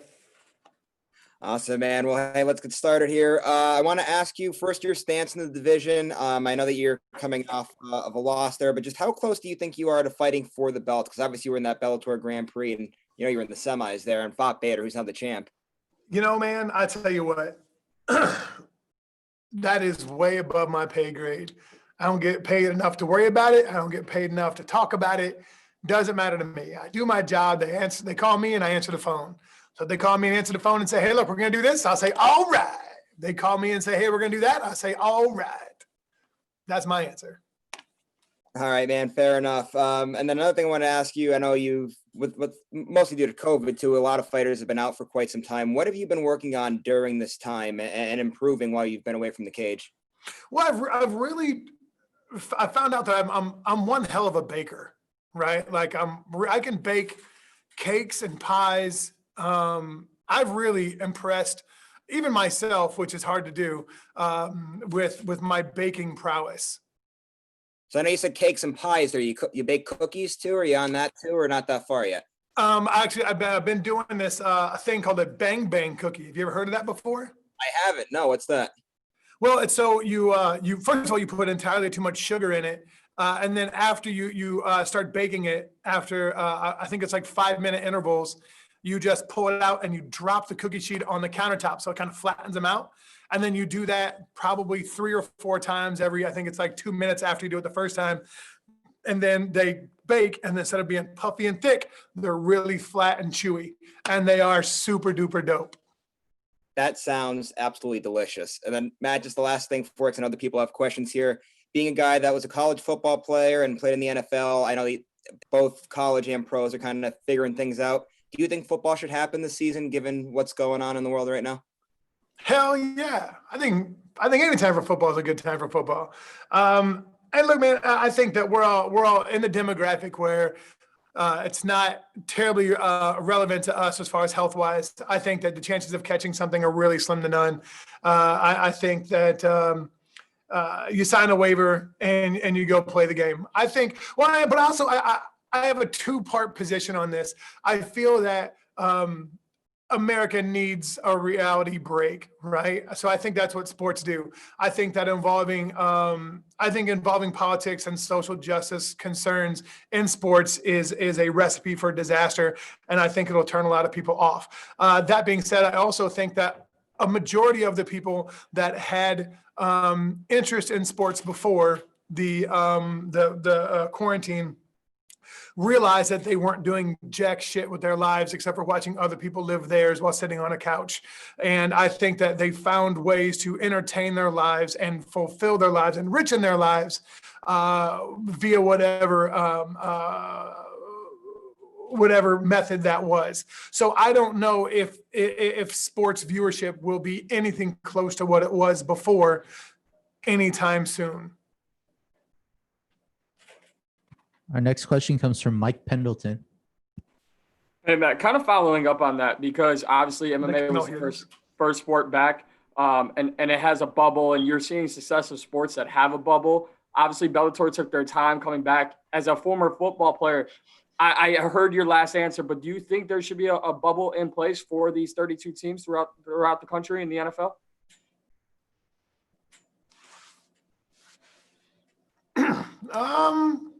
Yeah, I would probably say yes. But I mean, if you're going to ask me anything other than do I think there should be a bubble, I'm gonna have to defer to the professionals on that. I have spent quite literally so little time thinking about other people's lives that I'm far removed from it. But I think I mean, I guess in the interest of safety, I think that would make sense.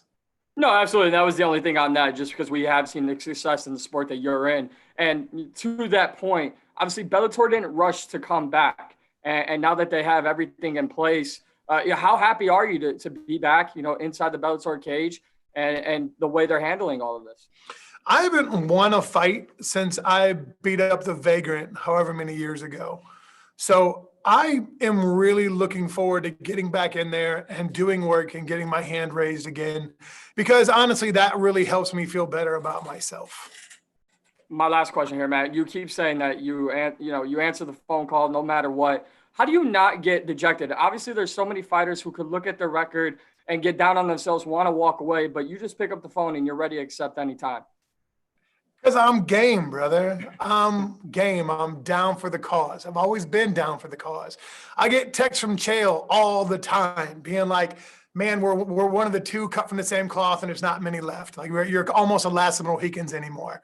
And like, you're damn right I am, brother. Like I say yes. I compete at all costs. I may win, I may lose, but I'm gonna go out there, I'm gonna bust my butt, and I'm gonna give the best show I can. And if you like me, cool, awesome, let's go get weird. And if you don't, well, I don't really care that much, to be totally honest. So I think that's why I don't get dejected. If I get a job, cool, let's go make some money and let's go put on a show. And if you don't get a job, well, what the hell, at least I tried.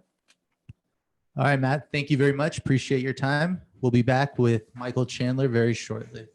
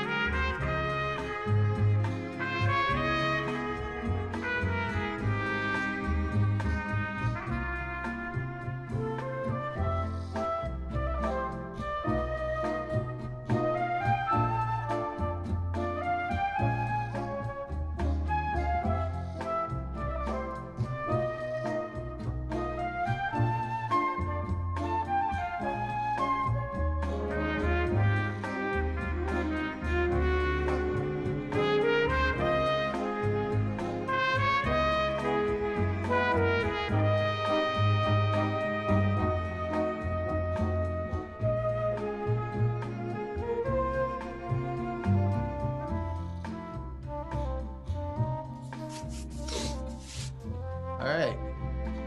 We're now being joined by Michael Chandler. We will get these questions started with Steve June. Your line is live. Michael, thank you. It's always a pleasure to talk to you.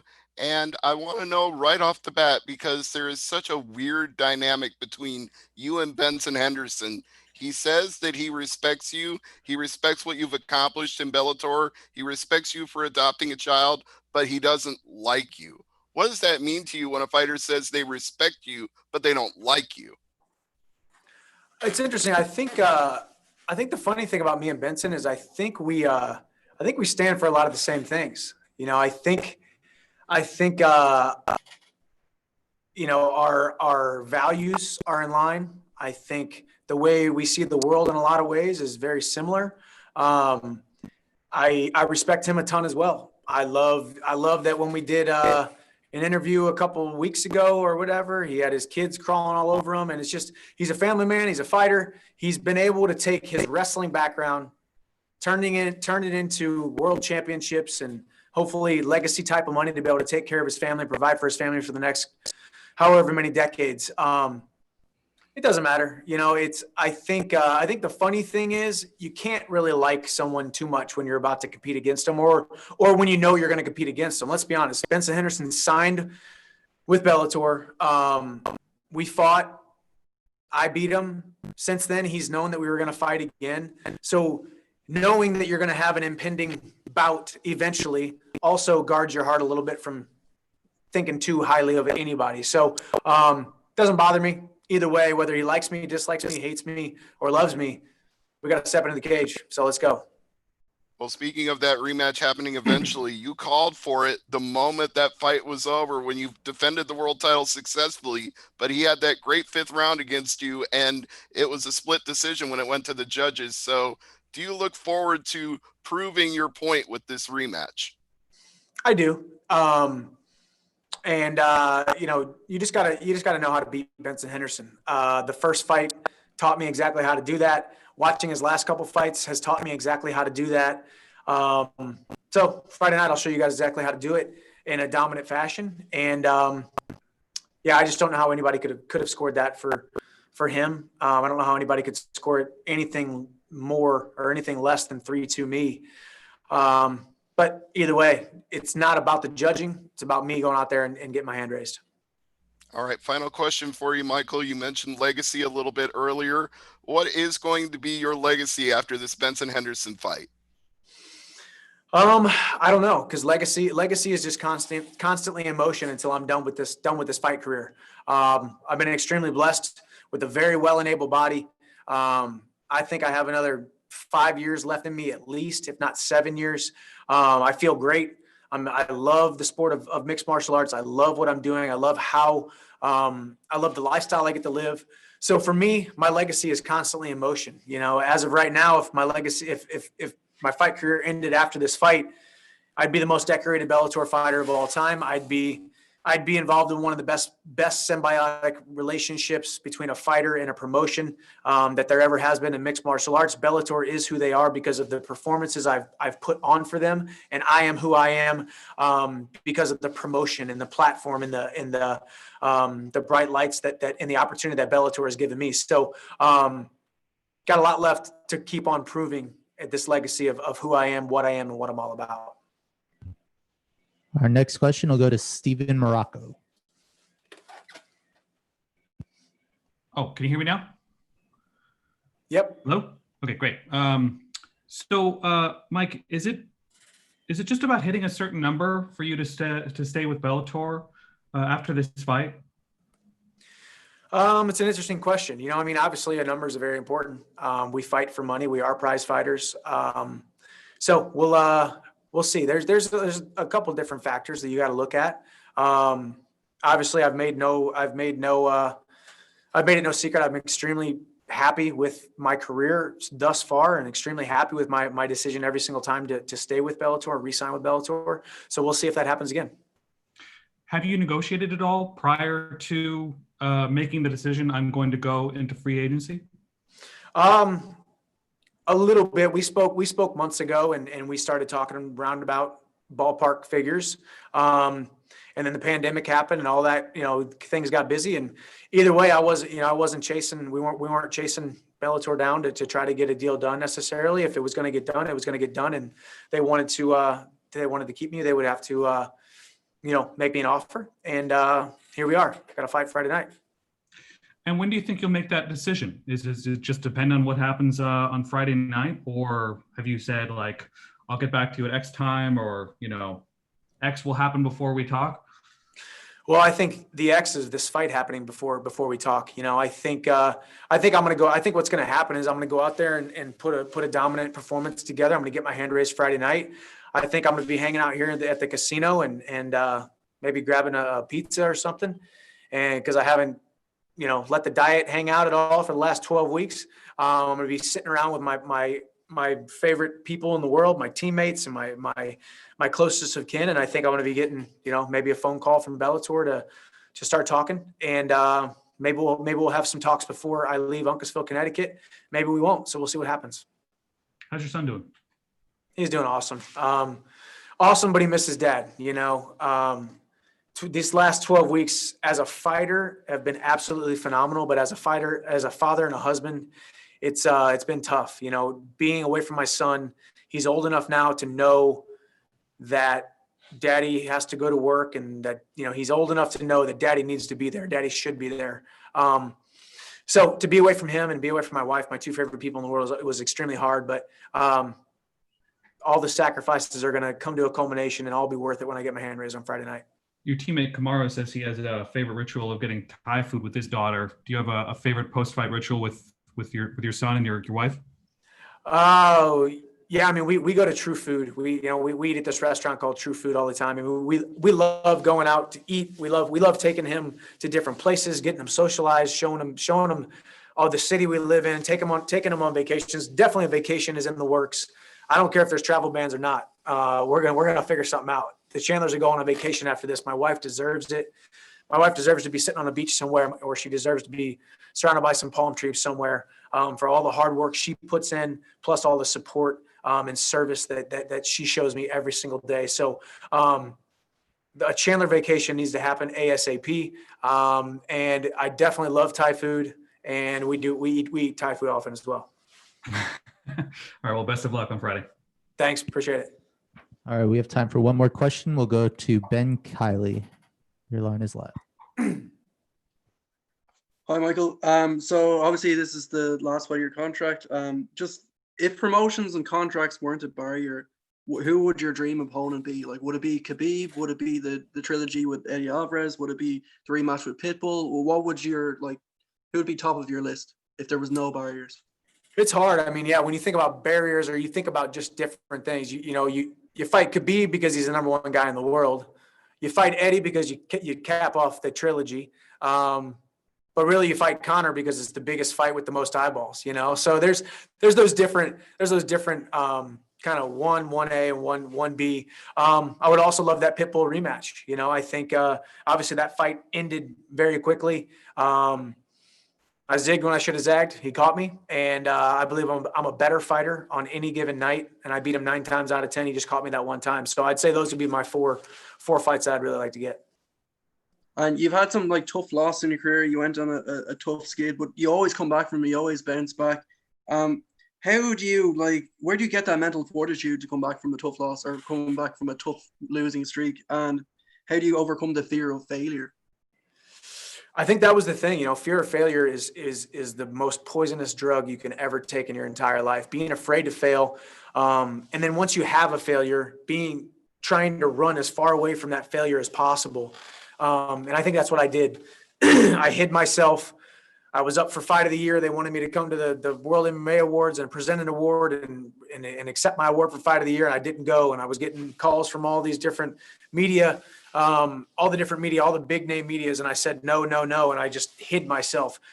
You got to put yourself out there for all the world to see, because if you fail while daring greatly, you're only going to get criticism for the critics who are sitting on the sidelines. And I realized that during that skid. I realized that kind of long ago, that you never get criticism from people that are above you. You only get criticism from people that are behind you or below you. And a lot of times you are your own worst critic, and your inner dialogue, your inner talk is the most detrimental things that you can hear in your entire life. So for me, it's also just realizing how truly blessed I am to have 2 capable hands, 2 capable arms, 2 capable legs, to be able to go out there and perform in front of millions of people and do something not a lot of people get to do, that's inspiring, that's uplifting, that is a metaphor for life. Fighting in a cage for a living is a metaphor for life, and I'm painting a masterpiece every single time I step into that cage. So it's a wonderful, beautiful blessing of a life that I get to live, and to give anything less than my best, or to ever quit, to ever see failure as an option, or ever see quitting as an option, would be to squander those gifts that I've been given. So I just kept going, and here I am. And one last one for me. Will your son be watching, and does he understand that you're kind of that you use fighting as a metaphor for life, and the lessons that you want to teach him through fighting? He won't be watching. He'll be sleeping. But even if he was awake, or even if it was before his bedtime, we wouldn't have him watch. I don't think. He doesn't really watch it much. But I wrote a letter to him the other day, talking to him about how someday he will understand the sacrifices that his dad had to make to provide for him, to provide for his mom, my wife. And he'll understand that men have to go to work. He'll understand that men have to put their work boots on, no matter what form or what fashion.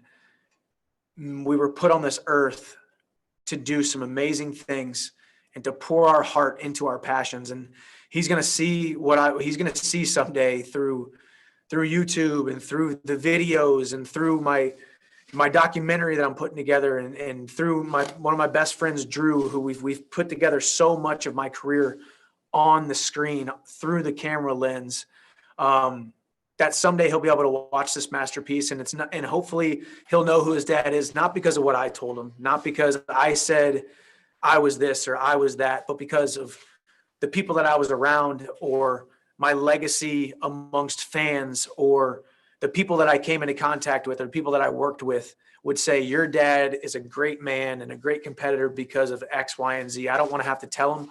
I want other people to say it.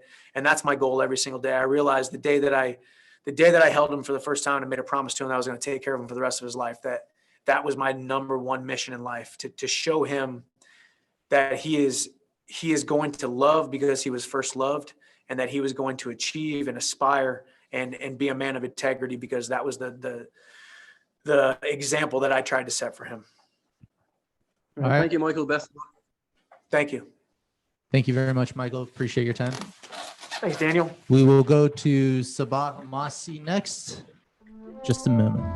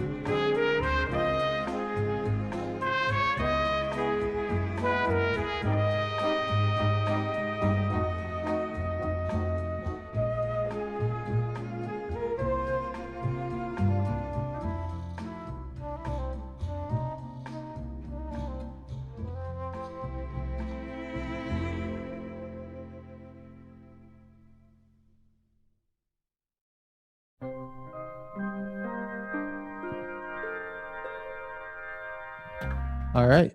We're now being joined by Sabah Masi. Our first question comes from Kevin Varghese. Your line is live. Hey, Sabah. Kevin from Overtime Heroics here. How you doing?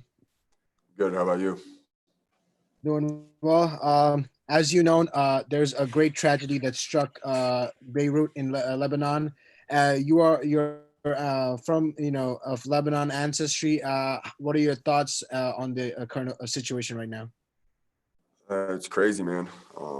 What's been going on, but for the people that were affected by it, my prayers go out to everyone out there. I actually did have an aunt that her home got damaged pretty bad, so I'm just glad everyone's safe on my family's end. So that's about it. So with this fight coming up, what do you plan on doing with the Curtis Miller? He has a wrestling heavy style. Do you plan on negating his wrestling and making him stand up with you, or are you gonna welcome him to the ground? It's a fist fight, man. I'm going in to fight, so I'm gonna go in there and fight my fight. Wherever I want to take it, I could take it. So if I want to strike with this guy, if I want to take him down, if I want to, I could do whatever I decide to do. So it all come down to once that cage door closes. All right, last question. With the Bellator, being in this pandemic situation, do you see yourself fighting very soon, or do you plan on taking some time off before picking your next fight? I hope to stay active. So if I Hopefully no serious injuries, or hopefully I come out healthy from this fight, and I would like to get back into it. So we'll see. We'll see what Bellator has in store for me. All right, Sabat, thank you so much, and good luck on your fight this Friday. Thanks, man. Appreciate it. Sabat, can you tell us a little bit about your training camp and how any adjustments you had to make due to the COVID pandemic? I didn't really have to make any adjustments. Gym was open.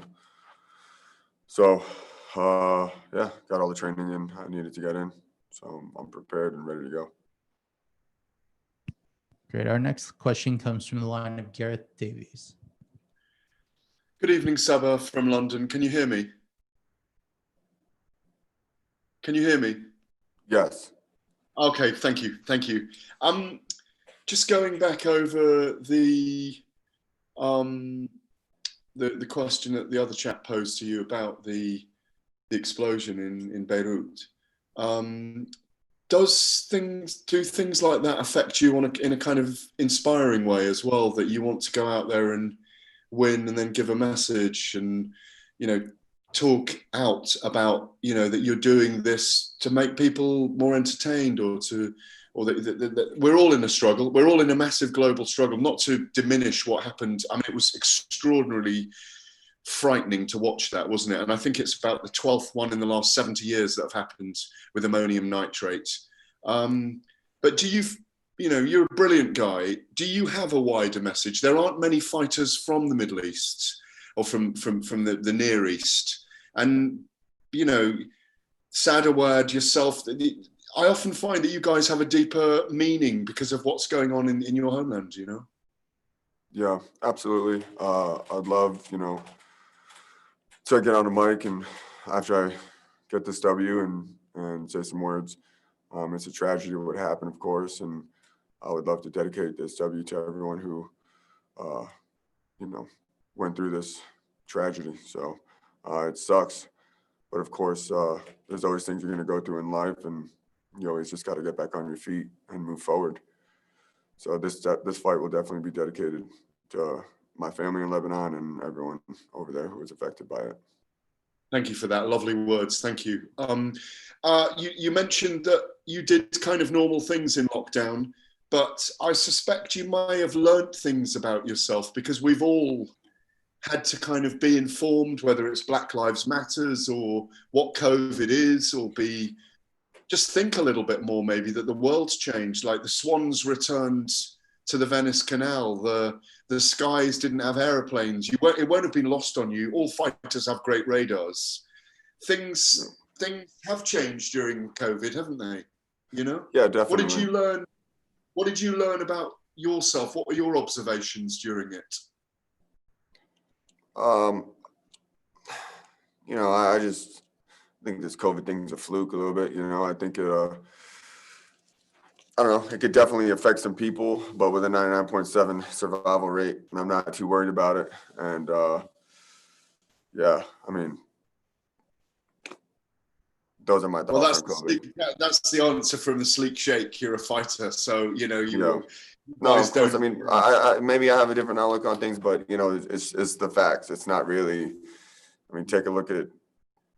I mean, I don't know. India has 3.5 billion. Their population is way more than ours, and their death rate is significantly lower than the U.S. And I mean, I don't know.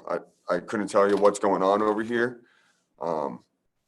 but it would be nice to hear the truth and to put this bullshit behind us so people can get back to their normal everyday lives. Because there's small businesses by my house that are closing down because they can't stay open or whatever the reason is, and they can't afford to keep their business open, so they're shutting down, and it's sad to see, and like people who aren't working, not everyone gets to go to work and make some money to put some food on the table and whatnot. So there's a lot of people out there that are definitely struggling, and I think it's just wrong. Things just need to definitely get back to normal. I appreciate you talking about global issues with me 48 hours before you punch someone in the face and they punch you in the face. I really do appreciate it, because it's not the biggest thing on your minds. Have a great night on Friday night. I wish I was there. Go do it, Sleek Shake. I appreciate it, man. Thank you very much. Thank you. Cheers, brother. Thank you. Our last question comes from Jared Mondavi. Hey, Sabah, thanks for the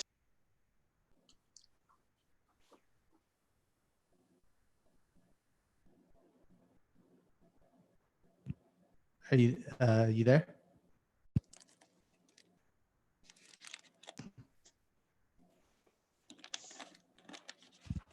All right, go ahead. Your line is live. Hey, Saba, thanks for the time, man. No problem. You're one of 5 Bellator fighters on this card training out of South Florida. Can you speak on the talent that you have, not only in your gym, but really all over South Florida today in general? Yeah, South Florida, there's a lot of high level, fighters down there. I'm just happy to be a part of one of the best gym in the world. American Top Team's been the best gym in the world.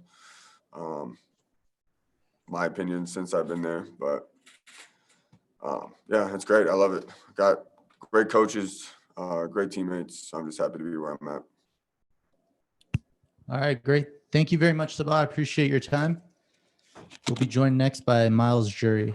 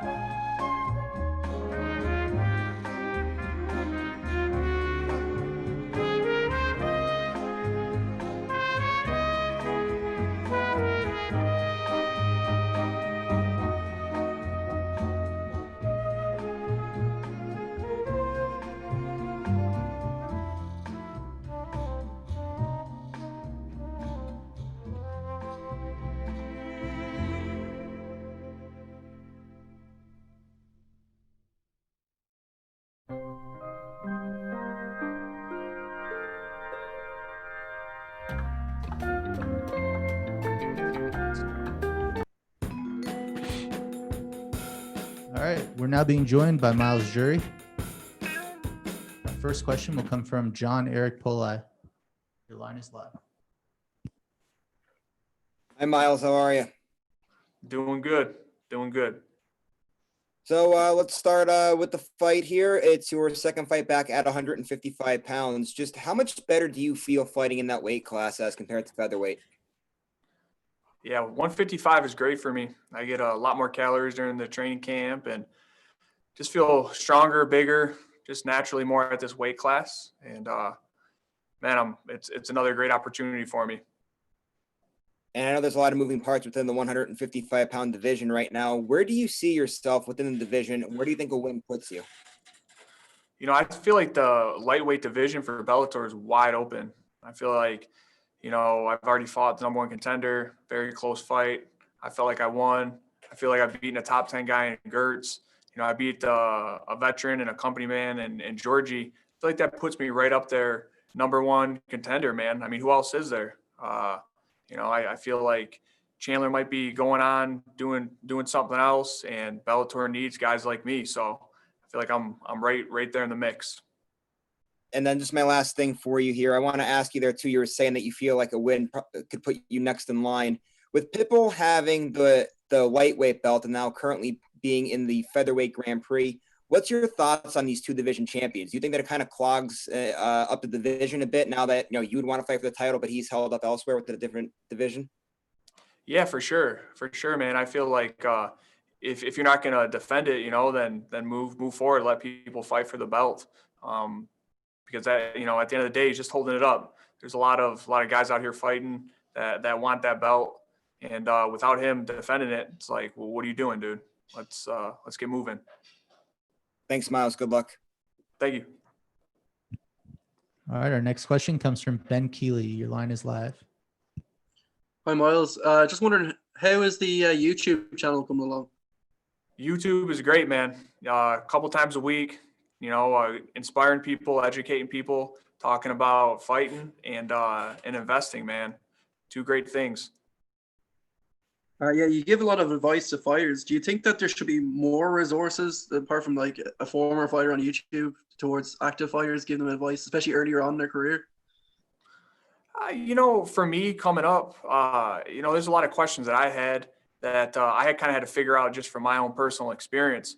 And, I'm the type of guy when it comes to teaching, learning, that I'd rather throw a ladder down and pull somebody up of pull the ladder up and not let people climb up. That's all I'm doing, man. I'm just giving back wisdom, my experience from fighting to money to investing. And, it's up to people to take it how they want to. Is it going to stop at YouTube, or are you going to like expand to like maybe an agent or a manager? An agent? Oh, no. I'm just scratching the surface with YouTube, man. I feel like YouTube has so much potential, and I'm just getting started there. Right now, I have no intentions to do any management or any agent. That's man. When it comes to my career fighting, I'm busy enough there, and then with my family and doing some YouTube, my time is well spent, and my priorities are already taken. So one last question for you then. With the lockdown measures in place, did you develop any new hobbies or any other projects apart from the training and the YouTube? You know what? Lockdown or no, my days are pretty similar, man. I'm very, very aware that life's short, and I know what I want to do with my time. Each day when I wake up and I look in the mirror, man, I know what I want. And when it comes to just fighting my family and doing some YouTube, that's man, that takes up all my time. So no new hobbies. All right, thanks so much, Miles. Thank you. Question comes from Kevin Vargas. Hey, Miles, how we doing? Doing good. What's up, Kevin? All right. Talk to me, Goose. Right now your focus is on the fight against Georgie. But at the same moment, Benson Henderson's also fighting on the same card. If this week's fight goes your way, is that a fight you trying to get back and avenge your loss? Yeah, I'm focused on Georgie right now. I've been dialed in on him. Fight's gotten pushed back multiple times. That's all my focus is. And after this fight, I'll kind of speak my mind more on what you're talking about.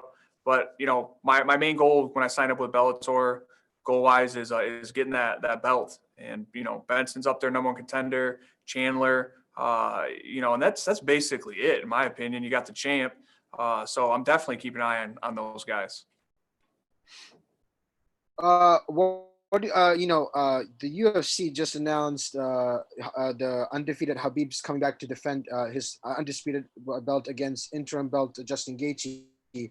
What do you have to weigh on this fight possibly being one of the last two fights that you get to see one of the greatest lightweights fight in the world? From a fight fan perspective, that fight interests me, man. Gaethje's exciting, Khabib's exciting, and man, I'm just I'm definitely interested in checking that fight out. Whether it's Khabib's last fight, second last fight, I don't care about that. I'm just interested in that fight. One last question is, right now, Patricky Pitbull holds the featherweight belt and the lightweight belt. Right now, you said your pathway is to the title. Right now, looking at yourself, how do you see yourself in contention with the champ? I feel good, man. I feel good. I match up well with him and anybody else. I mean, I'm sharp. I'm long. I have great experience. I got great ground game. I mean, I fought the best guys in the world. I'm only getting better. I'm young. I've just been in my zone lately too, man. And baby Pitbull, he's a 45er, man. He had a good fight against Chandler, but man, I match up well with all those guys, and I'll do great against them. Our next question goes to Mike Pendleton. Hey, Miles. Earlier you referenced to being a fighter that Bellator needs, especially in this lightweight division. So what exactly is it that you are bringing not only to Bellator, but this lightweight division? As you said, two divisions are clogged up by the champion, a double champ. What is it about Miles Jury? Well, I mean, dude, I'm young, I'm good looking, I have a great skill set, and I'm a company man. Like when I show up, I make weight, I go out there, I fight. I'm a guy that Bellator can count on. And at the end of the day, I mean, look at the guys that are in this division. You know, they've either all had their shot and they've come, they've gone. And man, it's just time for new blood. And you know, look around. I'm here, and I'm ready. I'm not sitting around, you know, talking about stuff. I'm actually getting out there. You want to fight, you know, Henderson, first time, Dublin. Yeah, let's go. You want to fight a killer in Gertz? You're, you know, in Thackerville. Yeah, let's go. Like I'm showing it. So that's what I bring to the table.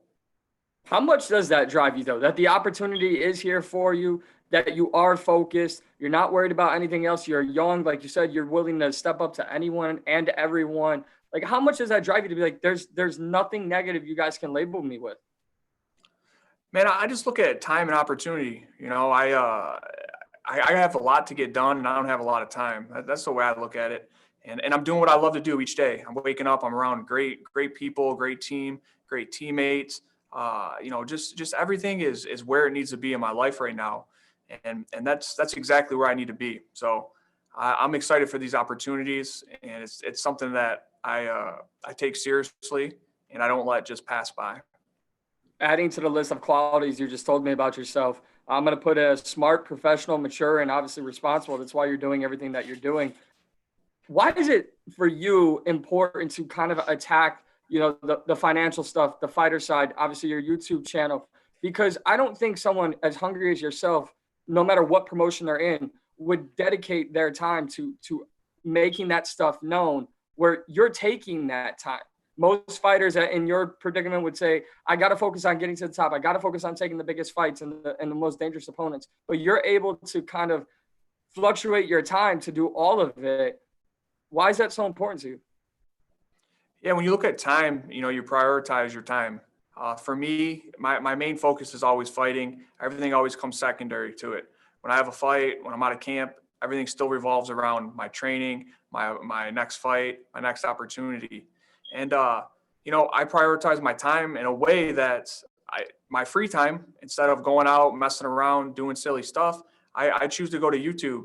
And, you know, the main reason for me is fighting, mixed martial arts, and money has just been so impactful on my life. I grew up, you know, in a small city outside of Detroit, Michigan. I didn't have a lot of money. I grew up a fighter, sleeping on couches, you know, crashing at friend's house, fighting for a couple of $100, just living in poverty, man, my whole come up, my whole career. And I chose a reality that, you know, I was just like, dude, I'm great at fighting.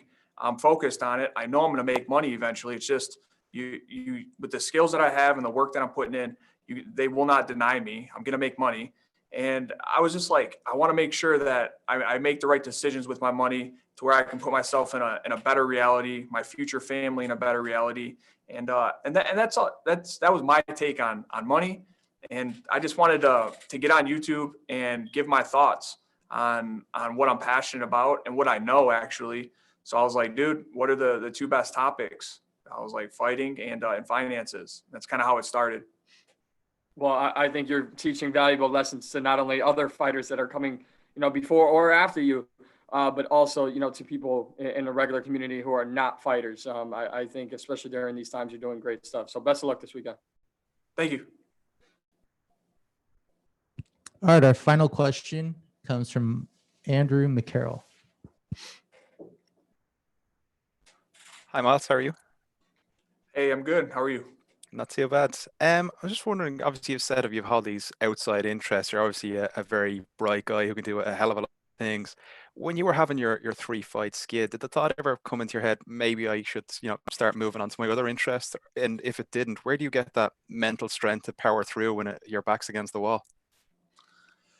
You know, when I'm faced with adversity and continuing adversity, you know, one loss, another loss, you know, a whole year of losses, yeah, I'm not gonna lie. There's times that, my mind will try and drift, and I just always go back to like, what do I want? What do I want? And it always just drove me back to, I love fighting, man. I really do. And I do have to be honest with myself. If I'm never gonna be a fighter that's just gonna be past his prime and just be around. But I looked at myself and I talked to my coaches and I said, am I missing anything? Like, am I getting better? And they're like, no, man, no, you're getting better. I'm still loving what I'm doing. I'm growing as a fighter, as a man. And I was just like, you know what? All that other, the losses and the stuff that goes on, the noise in my mind, I was like, dude, it's time to just kind of let that go and focus on just overcoming the adversity and taking it one fight at a time. That's big for me, man. Just one fight at a time, not overlooking nobody, nothing, dude. Just, here right now, one fight at a time. I know a few other people have mentioned it as well, but I'm a huge fan of your YouTube channel. There's countless stories of fighters, going broke after, their career ends. Do you think that there needs to be a kind of a formal process, the way American football now is implemented, where people who wouldn't necessarily have that information available or even know how to get that information and maybe formalize that process in some way? And is that something you'd be interested in doing after your career is finished? No. I have no intention of trying to, make any type of formal change in the game in that aspect. My thing is, the fighters are the product. The fighters are the prizes, man. And I think the real question is just when and how much time will it take for the fighters to actually come together and get what we feel like we all deserve. I don't know what that is. I don't know what the time is, but I do know the fighters are the best thing, man. They're modern day warriors, gladiators. And all I'm doing with the YouTube channel is I want to give my opinion and my experience. Because at the end of the day, I feel like I should live my life not being scared to tell my experience, because no matter what, there's always people out there that it can help, it can inspire, it can educate.